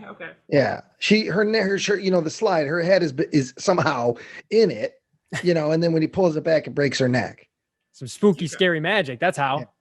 Yeah. Not the first time a trombone has been used to kill somebody. Of course, in the original Town That Dreaded Sundown. Yeah, a rusty one. Puts the knife on the killer puts the knife on the end of the trombone and goes boop and stabs the girl with it. And it's actually more horrific than it sounds. It sounds goofy as hell when I say it like that, but it's actually a pretty disturbing sequence in that movie. The original, not the remake, but maybe they do it in the remake. I haven't seen it. Oh. So, Cool Duder waddles down the hallway, but the headmaster keeps popping up in front of him. He goes through an open window, but keeps getting teleported back to the same room. He keeps screaming about the ample moaner levels as the walls coming in and crush him. I like Danny. Trevor mentioned this earlier. I really like his death. It's just like it's weird. It's weird, and I love the fact that they close in the whole hallway. Yes, Logistically, I love this kind of stuff. Like Ryan was talking about, I mentioned the Wishmaster earlier. I love that is one of my favorite kinds of things in a movie. Is like a weird dream-like thing happening, but that's played completely straight. It doesn't look all silly, goofy, pee pee poo poo ha ha. It just looks like, oh shit, this room is something right here, because it's terrifying. Yeah, and Chauncey Phillips sells it. He's kind of playing this goofy character throughout the movie, and some of his line deliveries are cringy and whatnot. But when they're in this death scene where he's yelling about the whatever, it's phase 9, whatever the ectoplasm thing he's screaming about. But he's going whole hog, man. His face is red. He's yelling. So that also helps sell the effect that Chauncey Phillips gives it his all. Cool Duder. So Danny explains that every soul makes them stronger, and they're coming for Quentin because today is his birthday. I guess they might want candles or something, I'm not sure. But he uses his book of spells and Quentin's grandpa's lullaby to finish the incantation. It doesn't work because they realize that they need to jack the rings off the old teacher's dead bodies. They need to sneak down to the secret room in the boiler room and destroy them. Quentin thinks that he can boil acid to melt down the rings because he's been researching acid to try to make Whitney a necklace out of the cursed gold. Mm-hmm. Then the scary lady pops back up and knocks over all the bookcases. Yes, and Danny Trejo saves. You didn't even mention that the janitor risked his life to push them out of the way of these bookshelves that are falling. Yeah, but it's yes, a big Trejo action moment. Yes, absolutely. And I think this is the final segment, right? This is where it takes I take over. All right. Oh yeah. So we see a big old red blood moon, and Danny Trejo and gang, they find the chemical lab, and it's been ransacked. It's been through. You know, the Ghostquakes have done a number in here, and Quentin's like, hey, you guys check the cabinet. I'm gonna look for the formula for melting gold coins or whatever. You know, I'm gonna figure out the formula we need to do this. And so he looks through the book, and Trejo pops open the cabinet and says, hey, looks like we're in business. And then one of my favorite Trejo parts in this whole movie, he stands there for a good 5 seconds for the camera to push in on him, holding the hydrochloric acid. And he has this cheesy smile, like he's the owner and proprietor of, I wrote here, Mr. Trejo's Homemade Hydrochloric Acid LLC. Because he's just got this cheesy look on his face as he's holding it up. That's the one. That's the shot I was talking about, where it hangs on him for too long. Yeah, and it just hangs there, and I'm like, it feels like they were going to try to market this somehow, but then they realized there's not a huge demand for hydrochloric acid. We check back on the geek and the tough guy, and they're trying to saw open the door, and the demon chick shows up. She's laughing at him. Resistance is futile kind of thing. Oh, then they realize, they're like, well, what do we do? Right. And the jock says, hey, your dad's a badass. What would he do? Tough guy says, I don't know, probably try to do some damage before checking out. And the jock says, screw it. And we see these two, they aren't so different. Maybe in a different life, in a different world, at the end of a more Breakfast Club style movie, these two could have been friends. Yeah. But that's not this movie, because they run screaming towards their certain demise, which we, again, sadly, will not get to see. We don't even see the fight. We see nothing. It's that is the big letdown for me with this movie, is ultimately going to come down to the deaths. Then we check back in on the science fair project going on. They're mixing some highly dangerous chemicals in a very careless way. They've got their funnel. Obviously, I'm not asking them to put on gloves and protective equipment or anything, but she's just they keep saying how dangerous the shit is, and she almost spills it almost immediately. They're like, oh, careful, this shit's dangerous. She almost spills it right after that line. Yeah. And she manages to get out of the way. It does, hit the ground. And you've seen Breaking Bad. It's acid. It's no good. Let's see. Oh, then another Ghostquake occurs. We check back in on the tough guy, and this is it's so frustrating. As we see the tough guy, he's bleeding from the mouth on the ground, and he dies. Yeah, that's all we see of him. Yeah, I thought he was faking death. I thought the thing was he was going to fake death and come back at the end, and the ghost lady, they weren't going to realize he was still alive because he had tricked the ghost. But that's not it. No. He's has the movie been I would have thought that too if we hadn't already had a long pattern of deaths off screen. So I just knew, because of the way the movie had already been going, I was like, okay, that he's gone. Yeah, and we don't even get the conclusion of the jock. We don't get to see it. What happened to Dean? We don't see a dead body. We don't see nothing. It's like Dean. Nothing. Forget Dean. He wasn't here. It was like Men in Black. They zapped us. Dean who? I wouldn't be surprised if he didn't even show up in the credits at that point. We don't even know what happened to him. Yeah. So then, our demon chick, she laughs and disappears. We get back to the basement, and Trejo and the gang, they're running to the basement, and Trejo sees the crack in the wall. And he goes, yes, that's it. It looks to me like normal structural damage, but he recognizes it as the gateway to where he needs to be now. So they climb in the hole, and they enter the spooky sub basement covered with old candles and dead bodies on the ground. Trejo even sees his sister, her dead body, and he seems kind of indifferent about it. Not sad, not like, he's just like, there it is. Like, I know he's talked to her and he's seen her since she died, but it's not a very heartwarming moment. But that's okay, because I love Danny Trejo.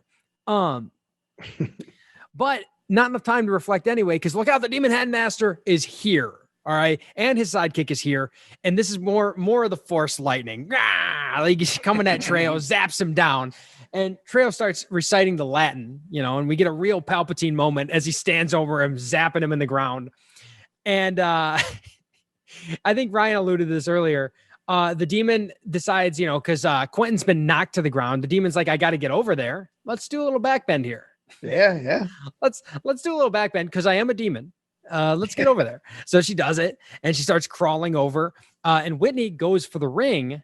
And as she's about to get the ring, the demon flashes back to her and goes to punch her. The demon feels like a video game character that keeps running out of moves because she uses a different way to kill everybody, which I appreciate. But recycle that thing where you made the one girl's head explode. Maybe that would be, but she doesn't. And Danny Trejo's sister grabs the demon's hand right before she could strike, and giving Whitney just enough time to grab the ring and toss it in there, hydrochloric acid, burning it and dispatching of the demon, which I assume at this moment, Ryan maybe shed a tear or two. Well, I understand. But I understand. She got a lot of good screen time, and we got to see her do the weird crawl. True. She lived a full life. Yeah. I think one of the funniest moments of the movie happens right after this when Danforth starts stepping on Trejo's sister's bones, right? He's pissed. So he's stepping on her bones and he's chanting. Yeah, what is he saying? Scatter, scatter, I expel you. Scatter, scatter, I expel you. And I thought he was making an angry rah, and he kept doing the same rah, but he's saying scatter. Okay. Yeah. Scatter, I expel you. Scatter, I expel you. He was just growling. Tootie, disco, whatever the fuck it is from He's one disco cutie. That's right. Rudy Tootie, disco cutie. That's it. Yes. This had me laughing because he's just cadence. he just keeps doing it while kicking her bones. And it made me laugh so hard. Like a little kid. Just like, oh shit, I broke the vase. Sweep it on the rug. Yeah. Kicking his bones around. It's just so disrespectful to their memory. I love it. He's a bad guy, but still there's something about that. I was like, Jesus. Yeah, he's a real bad guy. And so Quentin sees this as his opportunity to go for the ring, go for Danforth's ring. And so he does. He reaches for it, and right before he can, Quentin stops his chanting and he goes, Danforth stops his chanting and says, hey, Quentin, stop. Acid's a bad trip, man. Another one of those. Before knocking the extremely durable acid bottle out of his hands, and it rolls way over there. You know how it does. So then Danforth says, hey, you and I aren't that different. You can't run from this. And he forces the ring onto Quentin's hand. And this is where he's able to finally get what he's wanted this whole time. He's able to get back to being essentially a human. He turns into a big green glowing ball and dives inside of Quentin. Nothing from Joe, huh? You awake, Joe? No, it's fine, Joe. I'm awake. Nope, not an invitation. You're fine. Just making sure. You're still there. Okay. Oh, yeah. So then Whitney wakes up and rushes over to Quentin's side, but it's too late. Danforth has taken over. And one last hero moment here for Danny Trejo. He tries. He's like, hey, look at me. Eyes on me, Captain. Huh? Champ, over here. He starts reciting the Latin, and he ends up getting stabbed to death. And if you didn't shed a tear here, I'm going to say you're not a human being. Right. This is a hero. Okay. And the death of our beloved Danny Trejo does cause another Ghostquake to occur. As it should. And I know there will be a day where we all feel a rumble and we'll be like, oh no. And we'll just know. Yeah. That's Trejo. I'm not even going to go to eonline.com. I'm not going to check Danny. Facebook. There goes Danny. Yep. Yep. God, I hope it's when we're recording. In 50 years, I want him to live a lot longer. Yeah, I wonder if he'll outlive any of us. Maybe Joe for sure. We got good. We got good chances.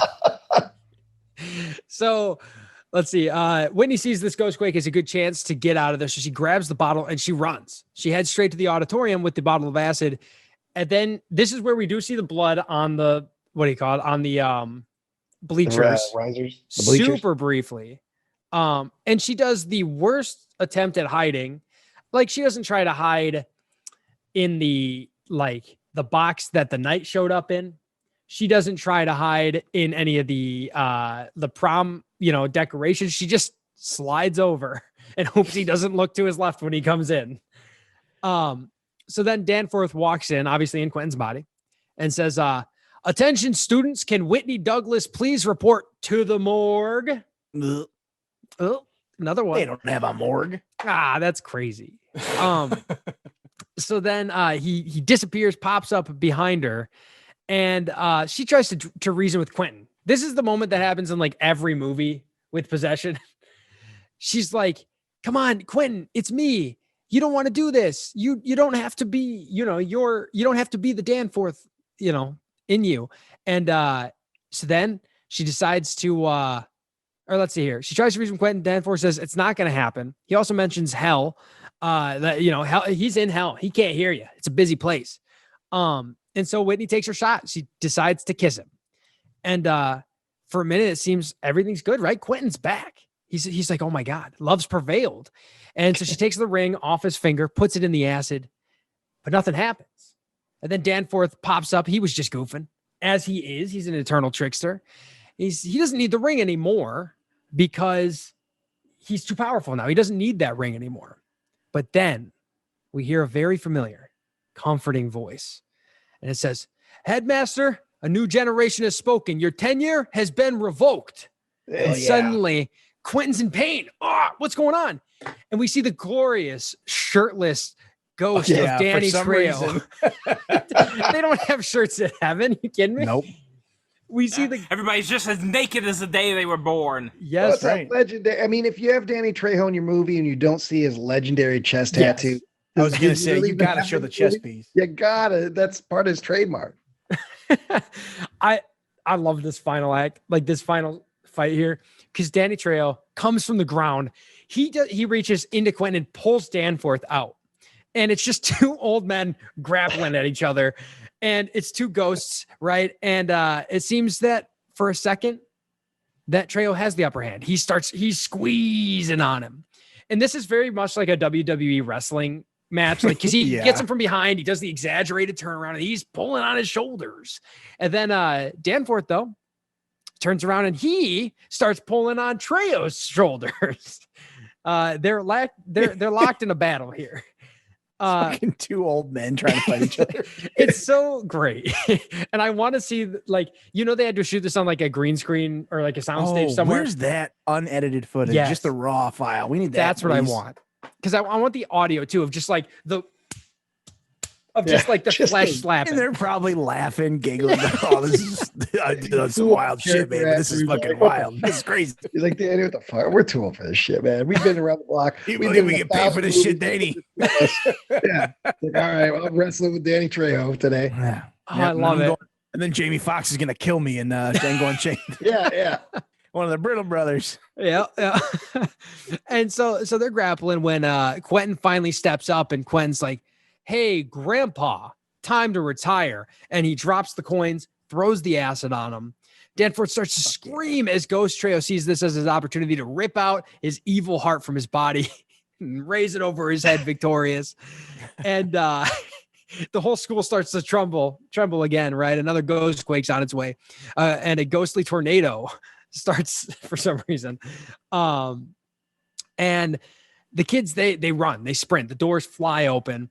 And then Danny Trejo screams into the sky, "I'm coming, Chica," and gets absorbed by the tornado.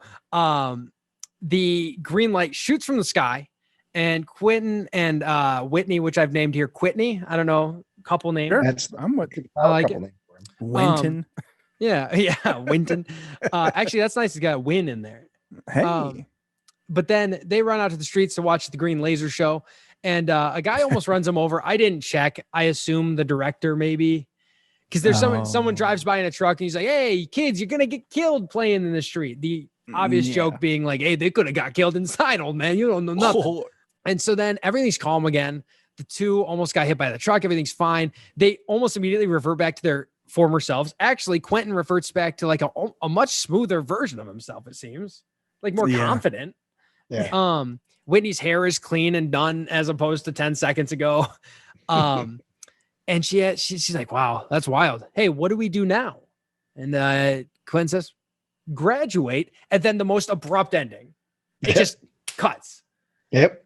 And that's the Monster end. That dead, is it'll be Ghostquake. done. Yep. It's Ghostquake, baby. No time to see the fallout. No newscasts talking about it. None of that. It's over. No. Done. That's where Ghostquake Kills will kick in right there Yes, immediately. please. Yeah. Yes, at the Ghostquake hospital. kills. And maybe we'll find out what happened to Dean. Yep. A whole fire crew is headed to the headed to the high MC school. Gainey. Yep. All the puns MC Gainey can say about fire safety. Oh my God. Give me that. Yeah. So yeah. Well, so there you have it. Ghostquake, Zach's pick for the Hunt for Bad October. On a scale of malevolent to benevolent, Zach, since this is your pick, you'll go first. This is right up my alley. This is a benevolent flick for me. It's not benevolent in the same ways as maybe The Nest, or any of those, but it is absolutely full-blown benevolent for me. Seeing shirtless ghost Danny Trejo fight with ghost MC Gainey is something I didn't know I needed until I saw it, and I was like, well, this is it. This is great. You did it. You found it. Yeah. So absolutely benevolent for me. I'm gonna go with someone else who I know is on my side, Trevor. Oh, 100%, buddy. Yeah. I mean, this was great. Like, I texted Zach. I wasn't even done with the movie yet. And I was like, dude, what did I say to you? I said something. I was just like, I love this. This is a great. You picked a good movie here. I said, you picked a real good movie here, fella. This is the kind of shit I want to watch. Yes. That was it Tuesday night at 11:08 p.m. Yes. It's about halfway through at that point. Yeah, like this is great. This is almost everything I want out of the show. If this had included the gore that they probably shot on set, a 10 out of 10 masterpiece. Put it up there on the diamond shelf by Lucky Stiff and the others that I can't, the Uninvited, Oh, right up there. All the Absolutely. But like I do, I love this movie. It was great. I wasn't bored ever. That's kind of like, I think that's becoming the main hallmark when I watch, because like when we do these, I'll watch the whole movie ideally all in one shot. But like I'm not worried about notes or nothing. Just I want to watch it. Yeah. And if I get bored, that's not a great sign. This one I stopped because it was fucking late. But I was invested. I also start a lot of these at like 10:30 and go, I'll finish it tomorrow at work. But this one, I made it through a good chunk of it now, just to get tired. But yeah, I love this. It's a full benevolent, for me. Sorry. And I would absolutely watch this again. This is one of those that you would pull out when you got a couple friends together and you have no idea what to watch. You just want to watch something dumb. Pull up Ghostquake. Joe, what are your thoughts on Ghostquake? I will go a very mild benevolent. Okay. I thought it had some like interesting concepts in it. I didn't really like how it kept rapidly cutting back and forth between like all the groups of people. It made it hard to get invested in kind of what was happening. Mm-hmm. Mm-hmm. And also there were no kills to speak of, which was unfortunate. But Yeah, they're like I off screen like that. Yeah. yeah. I thought overall it was decent, so I'll give it a mild benevolent. Okay, very good. Yeah, all right, and yep, Ryan's the last one, so I'll see what he has to say. This was a roller coaster for me. In Ghostquake.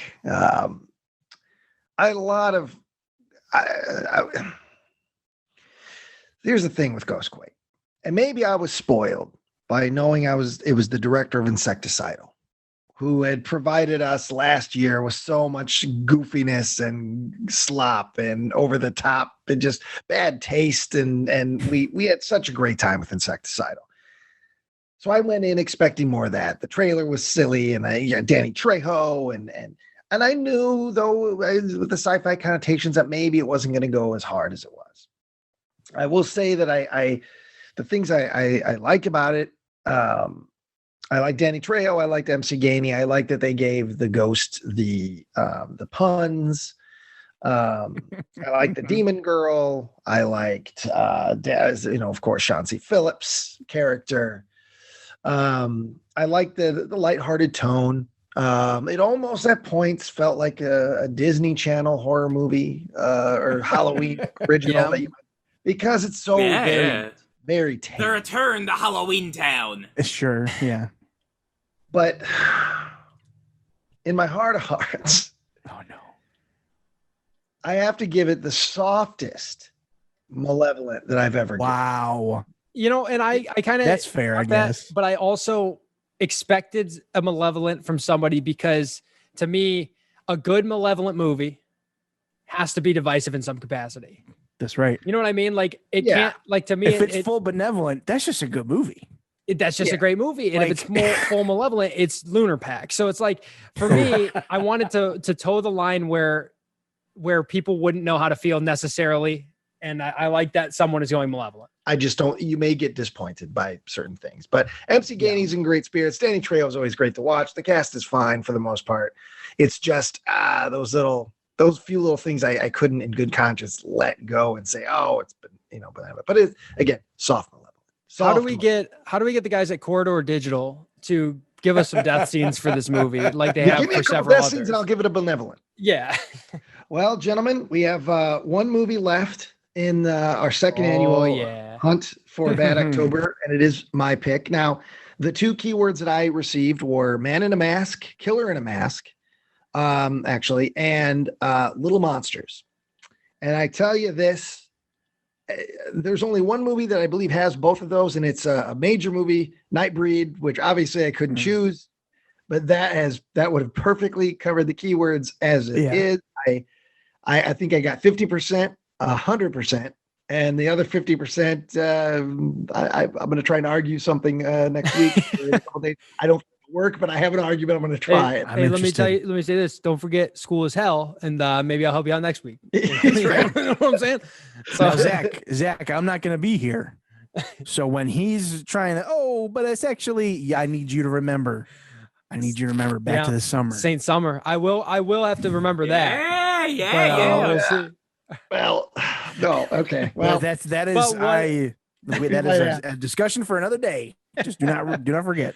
But the movie that I chose from 2019 is called Ouija's Halloween Night. Yeah. Oh yeah. You know what? Ouija board. It involves marijuana. It involves a bunch of little monsters. Chauncey Phillips shows up for a second. It's an hour and 22 minutes of goofiness with little monsters.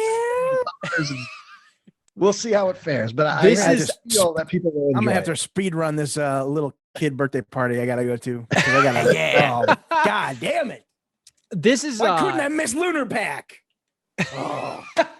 We should run this by Tyler, but we should those of us who partake in the marijuana, maybe we should be a little bit high during do this it anyway. review. Just do it. He's not gonna care. Yeah. Okay. Well, yes, this movie is very much about weed. It's called Ouija's. It's about a big party happening on Halloween, and a Ouija board unleashes some little monsters, and marijuana is very much involved in this. And you'll see. But I'm watching the trailer right now. I'm gonna smoke and toke, baby. It's a quick one, but there's a lot of good goofs. A lot of good goofs. I've watched it twice. I looks good. I'm looking forward to this because this is not. Oh man, there's the little critters. All right, never mind. I'm out. I don't want to watch anymore. I expected something. I don't know what I expected, but it was not something. It wasn't this from 2019? I expected something maybe 30 years older than that. Like Ryan. I wish I see the Sledgehammer guys actually made another movie. Like, oh Jesus Christ! All right, fine. What? I wish if I could have found something with a guy, a killer in a mask, and little monsters that wasn't an anthology. There probably is an anthology out there. You could make a kind of shitty argument that Sledgehammer has a little killer and his killer in a mask. Boy. Yeah. We should revisit Sledgehammer. We should do it again. What? We should revisit. Revisit. Show's already on the Ouija. I was gonna Yeah, I know. say. Well, well, you can't leave me alone in my room with my edibles for I know. 25 It's for minutes pain- it's and for not the expect me pain. to eat them. Yeah, it's for the pain. Yeah, it Yeah. is. It is. My chest, my poor chest. I need weed. I need Yes. marijuana. Yes. I mean, if you're eating it, I guess it all comes out in the wash. That's fine. yeah, Yeah. exactly. Yeah. And you're not That's going fine. anywhere. You're just at Yeah, home. you're not. Yeah, you can't get in another wreck. No, Yeah. no. Oh. Well, anyway, we haven't finished up the show yet, so let's do that. Oh, yeah, Then yeah. we can keep So talking anyway. about this. Yeah. So Sorry, team.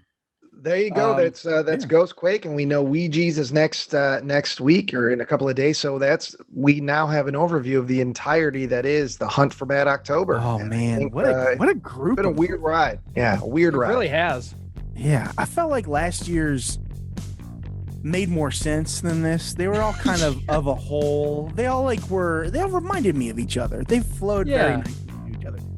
Now we're off the fucking deep end here. We start with the then we go to the Nest, which is like it's like the only like older movie we've watched, I think. Yeah. Yeah, And then yeah. the Convent is like also really good, but then we had fucking the Lunar Pact, which is like barely a movie. Yeah. What a stink bomb. It's been a wild ride. Every now and again, rumor has it you can hear the ghost of Danny Trejo screaming, "I'm coming, chica!" Every now and again. Jacob. That's what they say. It's been a while since I've been there, but that's what I hear. Yeah. So, That's what they say. yep. All right. Well, I think All that's good. I think we're done. Yeah. And good night, folks. Hey, Yep. yeah. We'll Don't talk forget in a to- couple days. Enjoy Ouija's. Oh Yeah. boy. Ooh. I will. Tyler know he can end this. I'm gonna stop recording.